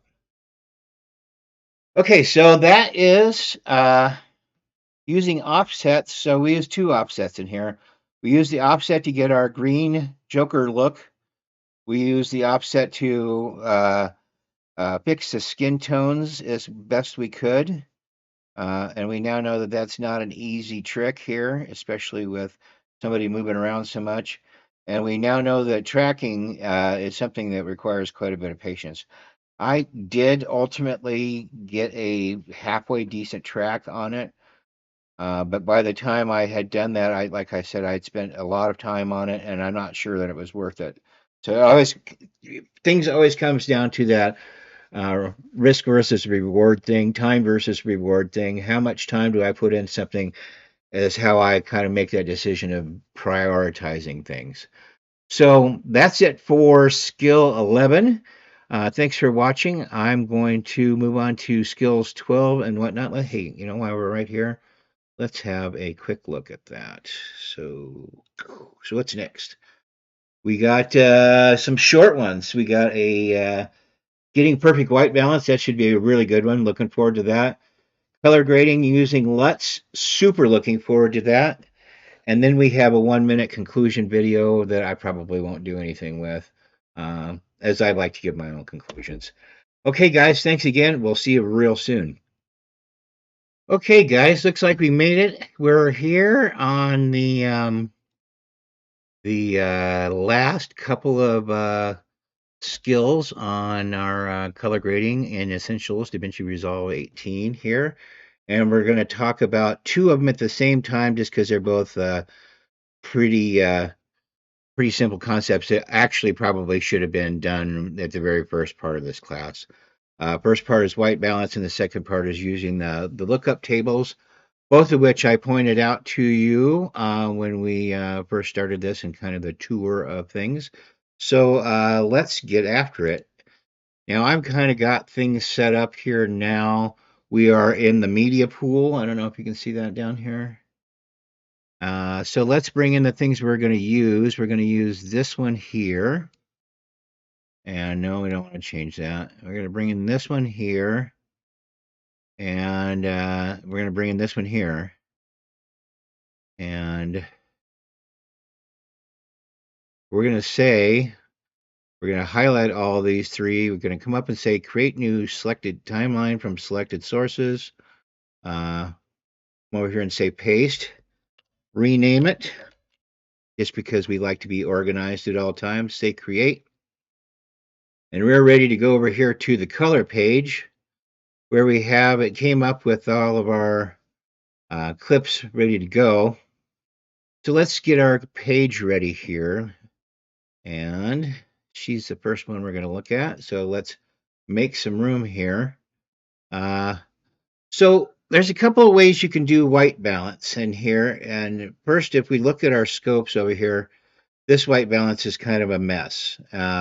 Ideally, white balanced, you would see all four of these would be pretty much identical, and they would be on the same portion of the graph. So let's move this where we could see here.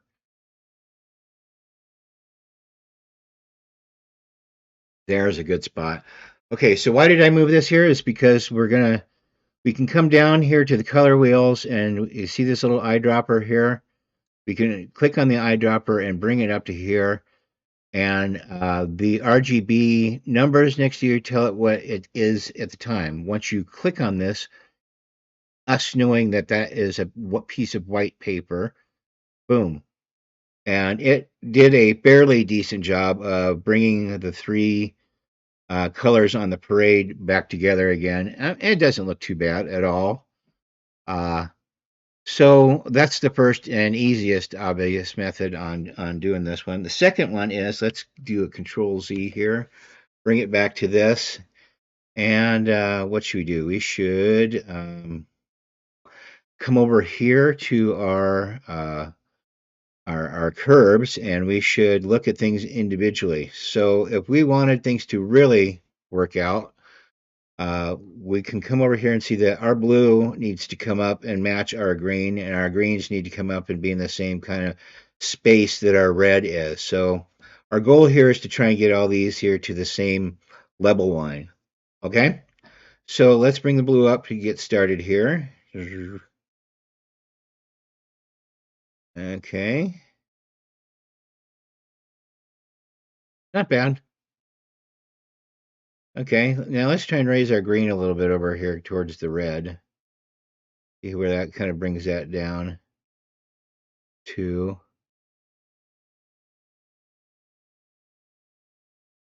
Maybe raise our blue back up a little bit more. So the one other thing about this here too is that we can actually see that it's got a lot of red in it. So let's click on our red and just bring that down just a touch here. And I think that this method here did a great job of trusting the color chart parade there. And we probably can double check this just for fun by coming over here, clicking back on our color wheels, clicking back on our eyedropper, and remember the numbers that it had off the eyedropper, and see now how they're all pretty much the same number. We're not too bad. We're pretty much on the right line of things here. There's a super white white. Yeah, when we come over here to these super white whites, too bad we can't see that better.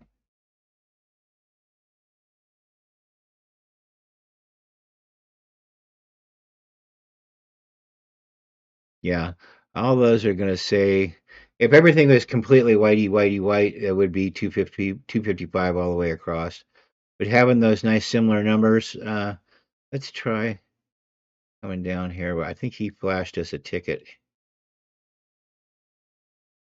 here somewhere that had a lot of white in it.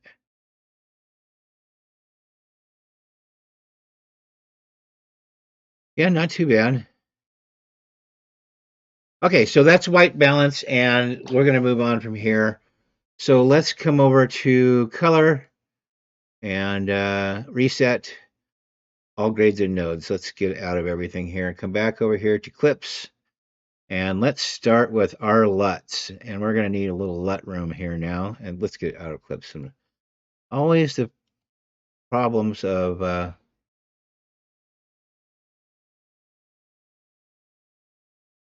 okay, so here on the LUT page, um, and he did bring this where there was a guy standing in or a lady standing in about the middle here. So we have a what he calls a hero image, what we all call a hero image here. So I've loaded a couple of Sony LUTs in here because I think that this was taken with the same camera. And we can just kind of skim through here and see that. Oh, and by the way, before I forget, please notice the parade down here where our white balance out of the box was done pretty well because the photographer took the time to make sure that we had a balanced color corrected image out of the camera.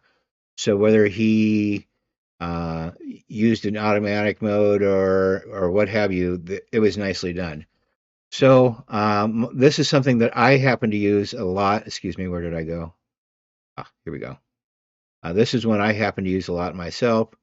Here, this might not be a Sony image now that I look at it, but I like it because it really brings out the skies and it makes it more interesting, but it is pretty strong.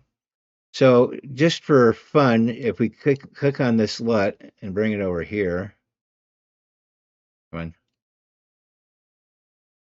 apply LUT to current node. There we go. So there's a way of toning this down a bit. So we come over here to our key input uh, and key output. And remember this because we used this last time around here. And we can dial this down by just moving this back. All I did was I put my mouse on here and I'm just bringing it down a little bit here. And he brought his down to about 50%. And I think I'm going to kind of do the same thing. I always like to really kind of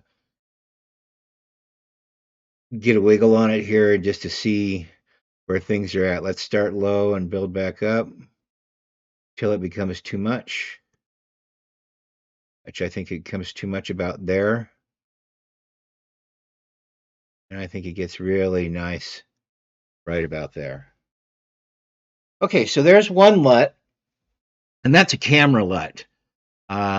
There's also some other LUTs here. Let's do this here real quick. Let's reset all this here. Let's go over to color, reset, selected node. So we're back here to everything. Do we see that there's some real color grading that needs to be done? Probably not, but excuse me. So let's here just look over here to our wheels here real quick, and you can see on this LUT here that it's pretty darn good. But what could we do to make it a little bit more interesting before we add something to it? We can drop our lift a little bit just to get it down a little bit further, and we can drop our gamma a little bit.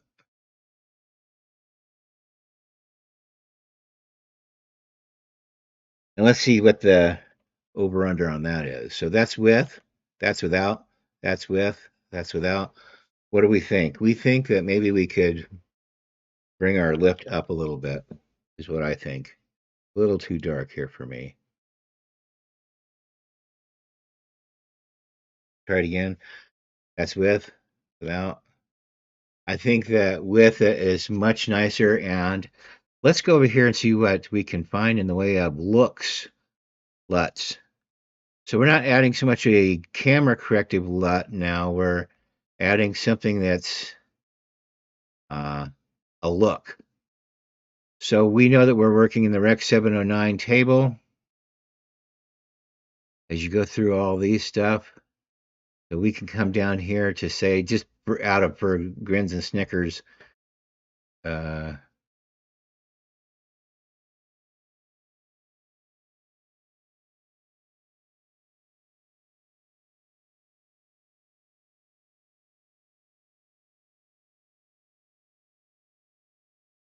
okay, apply, okay, let's not do that. Let's apply, go over here to its own node here. So we have our color grading over here, or color correction, excuse me, over here. And let's put our LUTs on a separate label here. Okay, I think that's pretty interesting, but it's pretty strong.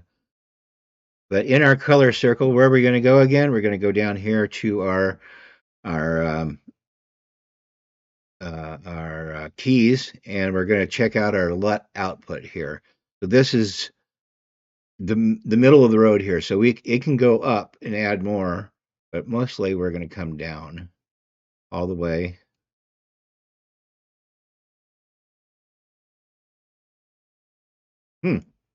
That's interesting. It's not doing anything.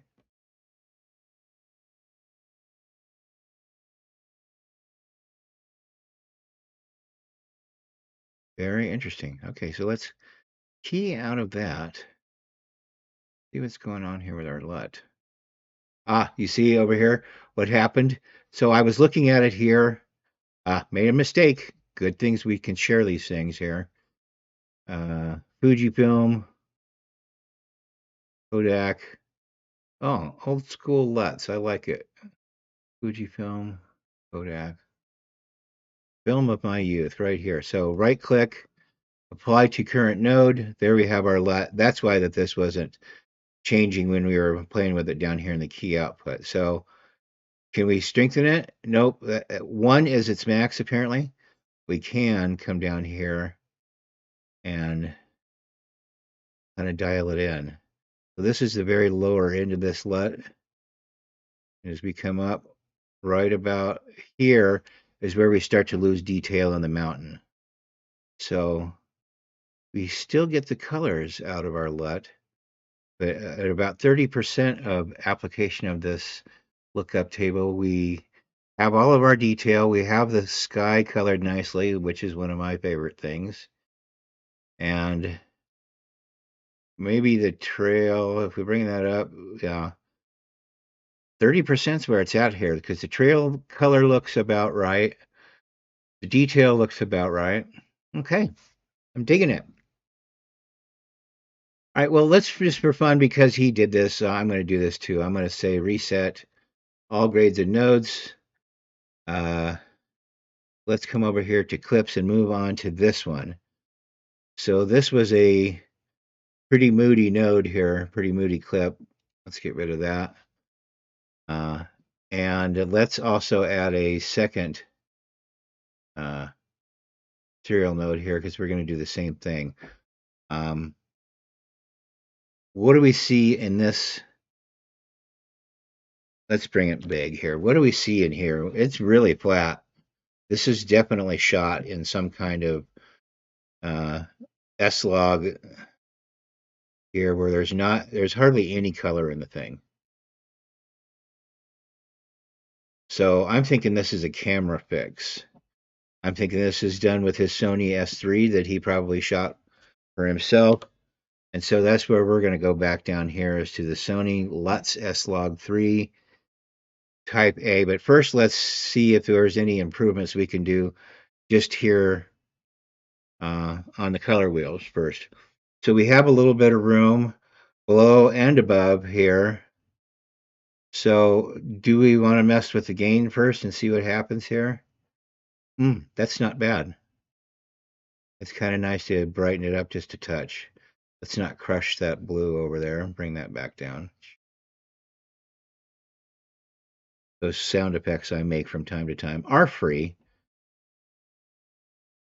Okay. Yeah, I'm not going to go all the way down this because I think I might want to go down the gamma a little bit and see if there's any fun to be had there.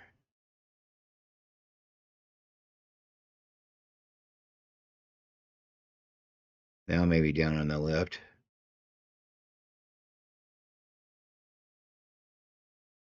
Maybe something on the pivot, perhaps? Nah.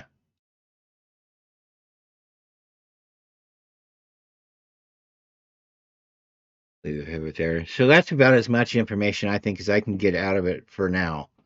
So let's see what happens when we come over here and grab our second node and audition some of our LUTs. Now we see that with our Sony S-Log 3G here, all of a sudden we got color, we got a red coat.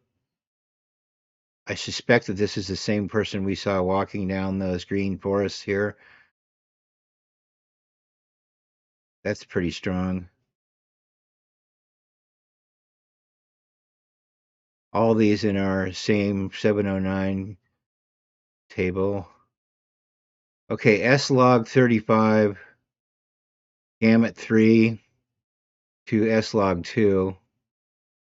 Okay, so that makes sense. If this is a Sony A7S3, it wasn't updated until pretty recently where it could shoot anything other than S-Log 2. So that makes sense that this is going to be the primary LUT for this here, and we'll say apply the LUT to the current node. Come over here to our keying. That's really strong. So let's come down here our output and see where we start to see in the corners of the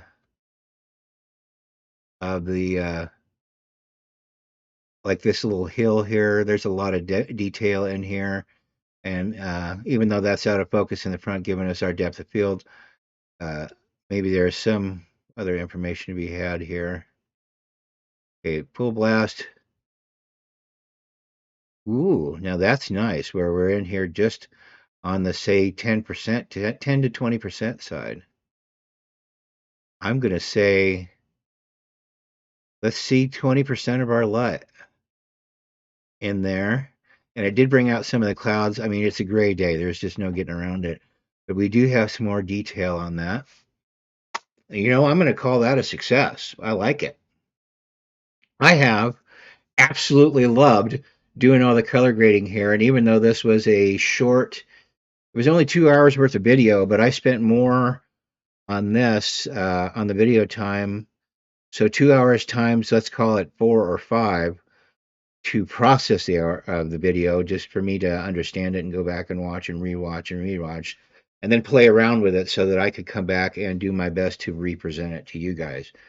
So this, to date, has been hands down the most successful class that Udemy has given us, or given me, more to the point. And I just can't say how much I enjoyed this enough. So thanks a lot for watching, and we will see you next time. Next week, we will see you doing the sound. We'll be doing Fairlight in DaVinci, and that's a really good bit of video there to watch. So thanks a lot. We'll see you soon.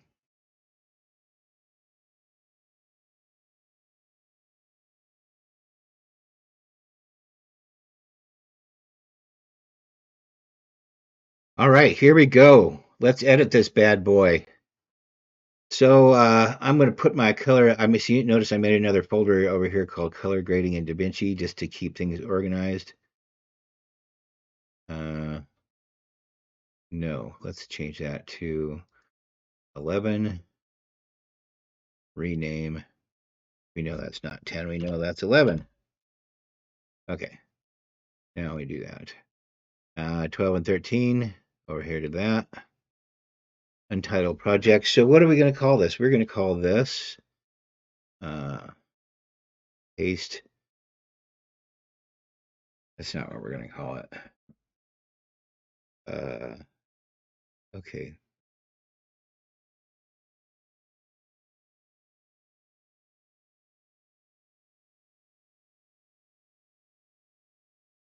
Because I'm so lazy, we're going to just grab it right off of there, copy it, and get rid of this, come down here, start new project, paste. That's the name of our project right there. And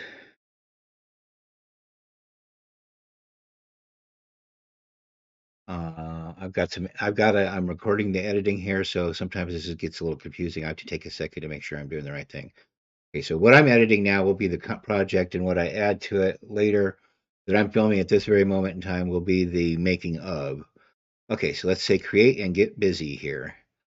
All right, so let's come over to our pool, our media pool.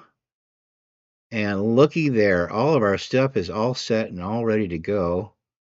Let's come down here first and look at our project settings. Yes, our thing is working. Color management. Yes, our color management is where everything is supposed to be. So my evil plan of making this my default thing is working out really nicely. So let's come in here and get this started and bring these down. Don't want to change anything. 3, 4, 5. Again, I know you're probably sick of me saying that, but this is part of the organizational process, that they all come in as a number first, and then what week it is, what skills we're doing with this. This is section 3.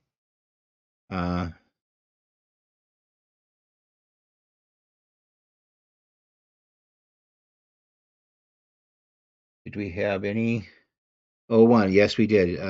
01, week 4, section 1 and 2 intro, then section 3. Okay, that makes perfect sense. Sections 1 and 2 were just the intro and kind of all that. And then the skill set started with section 7, 8, 9, 10. Don't let me forget to edit those really well, because I did some cussing and fussing there, because I had some problems with myself.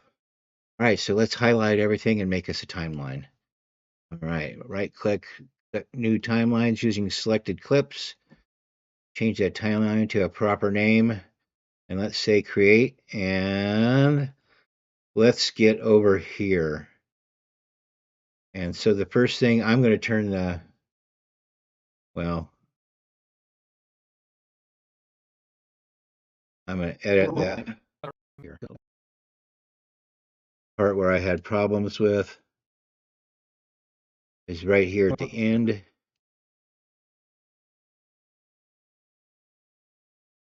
I'm going to turn the volume down on this because I don't want you hearing what I had to say. Let's zone in on this.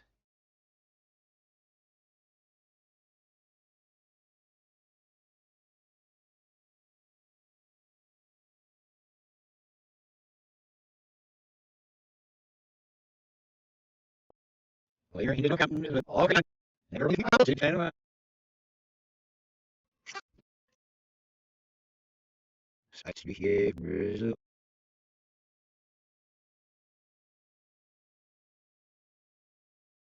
think we're safe now. I can turn this back up and listen to it a little bit. Those are big, huge, those are big, huge steps.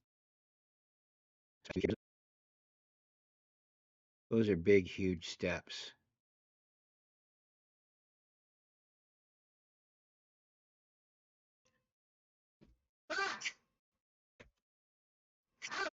Okay, there's where I start losing it.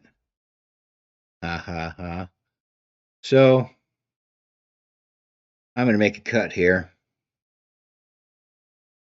Right about there.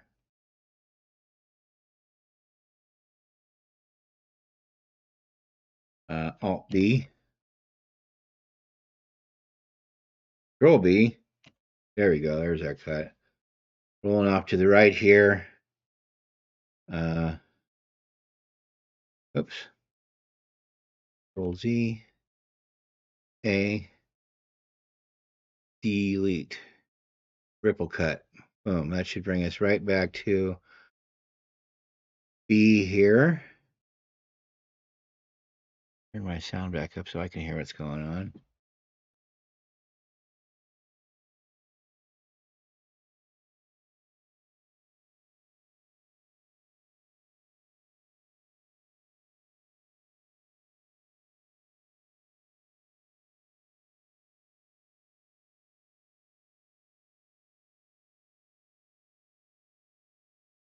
Oh, that's why I'm wrong. And I always seem to forget doing this here. So what's the magic word before we start editing with our buttons? Is T. We come over here and we highlight this guy right here. T for trim. Killing me.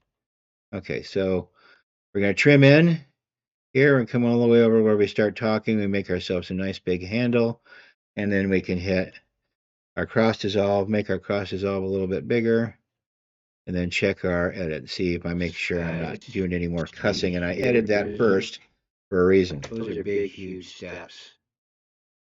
Okay, so the gradient unit that he was trying to use to get this area down here to... Okay, I'm good with that. Let's go home.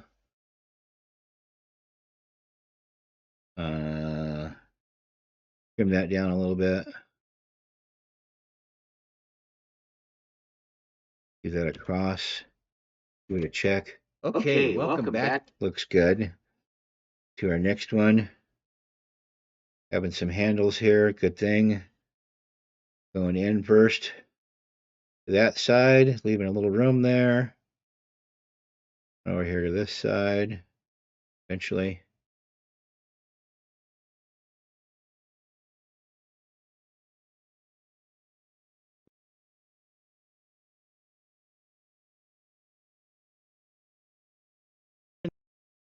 All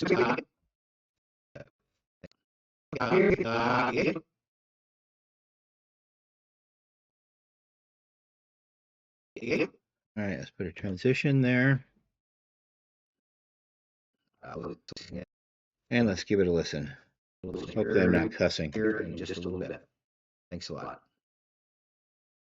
Okay, I call those my YouTube manners, by the way, that when I welcome you back and I thank you for watching and things like that.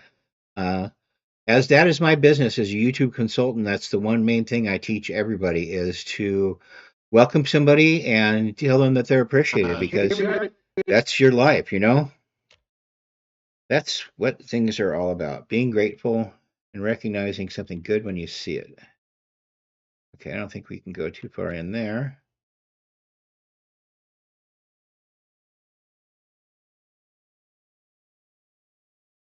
Okay,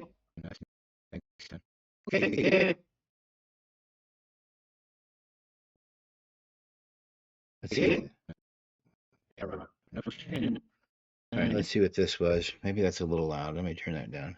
Next one. All right. Thanks a ton.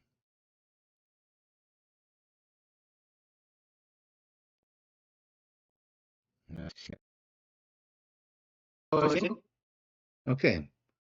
Use our keyboard, put our cross dissolve in, and I do know I want to bring that a little bit up a touch. I think I also might want to come over here and back this one off a little bit. Just a little extra room.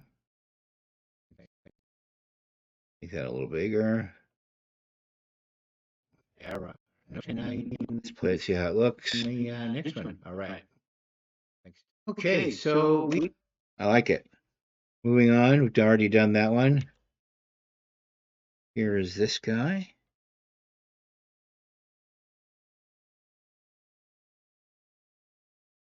And all right, see the next one.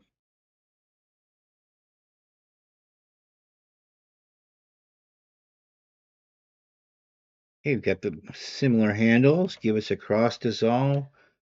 Build it up a little bit. Let's give it a little bit more room there. Give it a watch. That just kind of goes with the territory for this one. Okay. Yeah. All right. See you in the next one. All right. Back in color grading and color correct. Okay. Down arrow. Moves to the next edit. God, I just love that. How easy can you make things, you know? Yeah.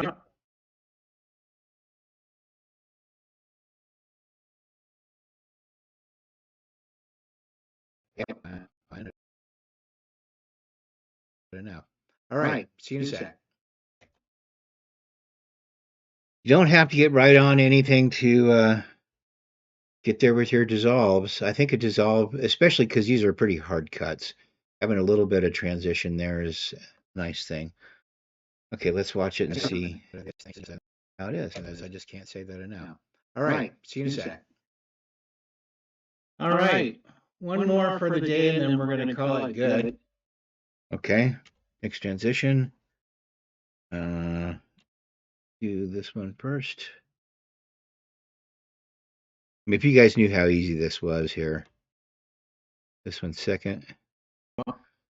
Maybe I got to do that just once where I'm going to put the whole thing up here. And I'm going to look at this and I'm going to move this around. So you see I'm holding the center key down. And I'm just rolling this by over here. So as you see this happening, now you understand how easy this is for me to get my spacing right. And I come back here. See, notice my playhead isn't even close to that cut there. I hit the center button down here. That puts our cross dissolve in. I reel it back a touch, hit play. It's been a lot of fun. Beautiful. All right. Good morning. And high speed, low drag, no muss, no fuss. That's what we love more than anything. Okay, one more here. Coming in. I have to.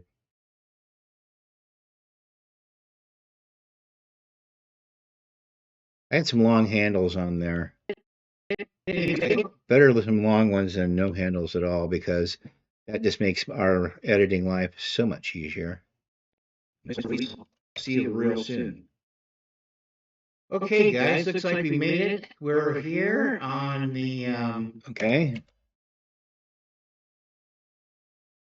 Okay, so let's put our cross dissolve on, see how it looks. Maybe we'll reel it in a little bit here too.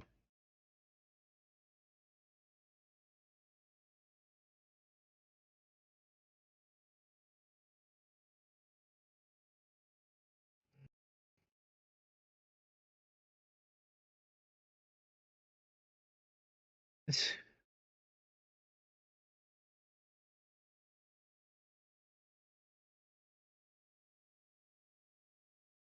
there's a heck of a ways to reel that into.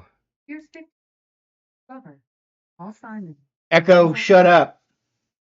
Yeah, that just happened. Really did. Okay. We'll see you soon. Nice. Perfect. Okay, so what do we want to have on this? We want to have some titles. Woohoo! Titles. Uh,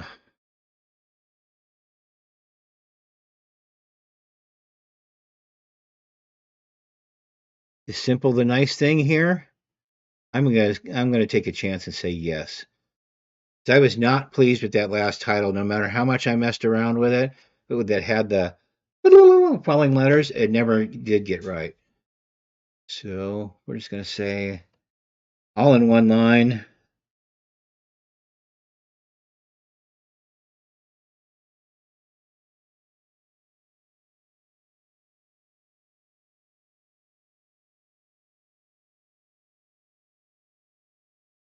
And we're gonna have a look.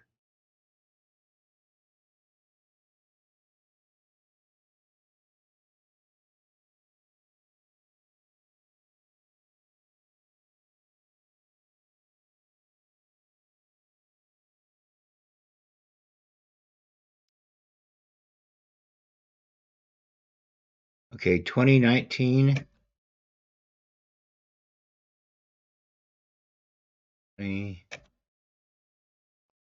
Okay, let's call 2419 good. 4 seconds to see that.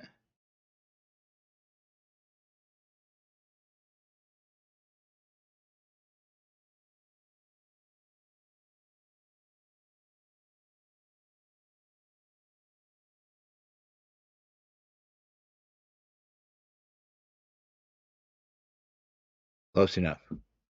Okay, so let's see if there's anything else we can do here with this. Let's twirl this down a little bit. Open Sans. Thanks for watching. Old English? No, I don't think that's the time or place for that. Rockwell. I haven't seen that in a while. Let's raise that up a little.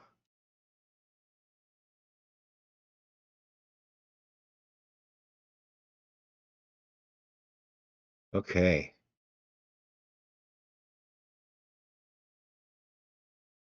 You'll note here too that the timing on this wasn't adjustable. This is a very simple title. It was pretty tied to the length of the title itself on that. So let's go home. Hit the home button. Clink. Here we are back at the beginning.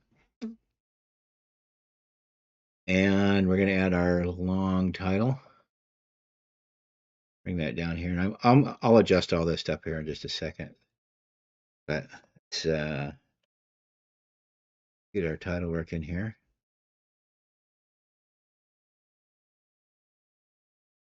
Color grading essentials.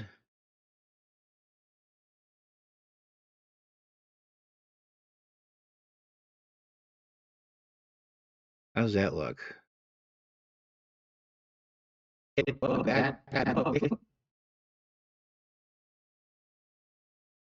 Well, what do we got to do here? We got to do the thing where I do this, or I move it over to the selection, and I select everything but that, and then I zoom it in, move this to the end of that, And then I slide this down, and hopefully it winds up on the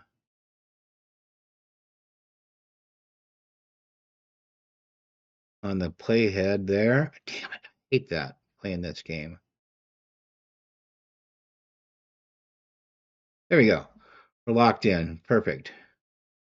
All right, let's see how that looks.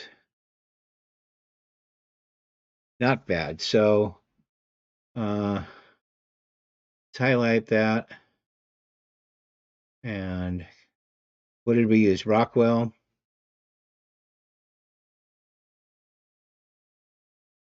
Just for a little continuity there. I think we sliced it up just a touch. That's nice. Okay.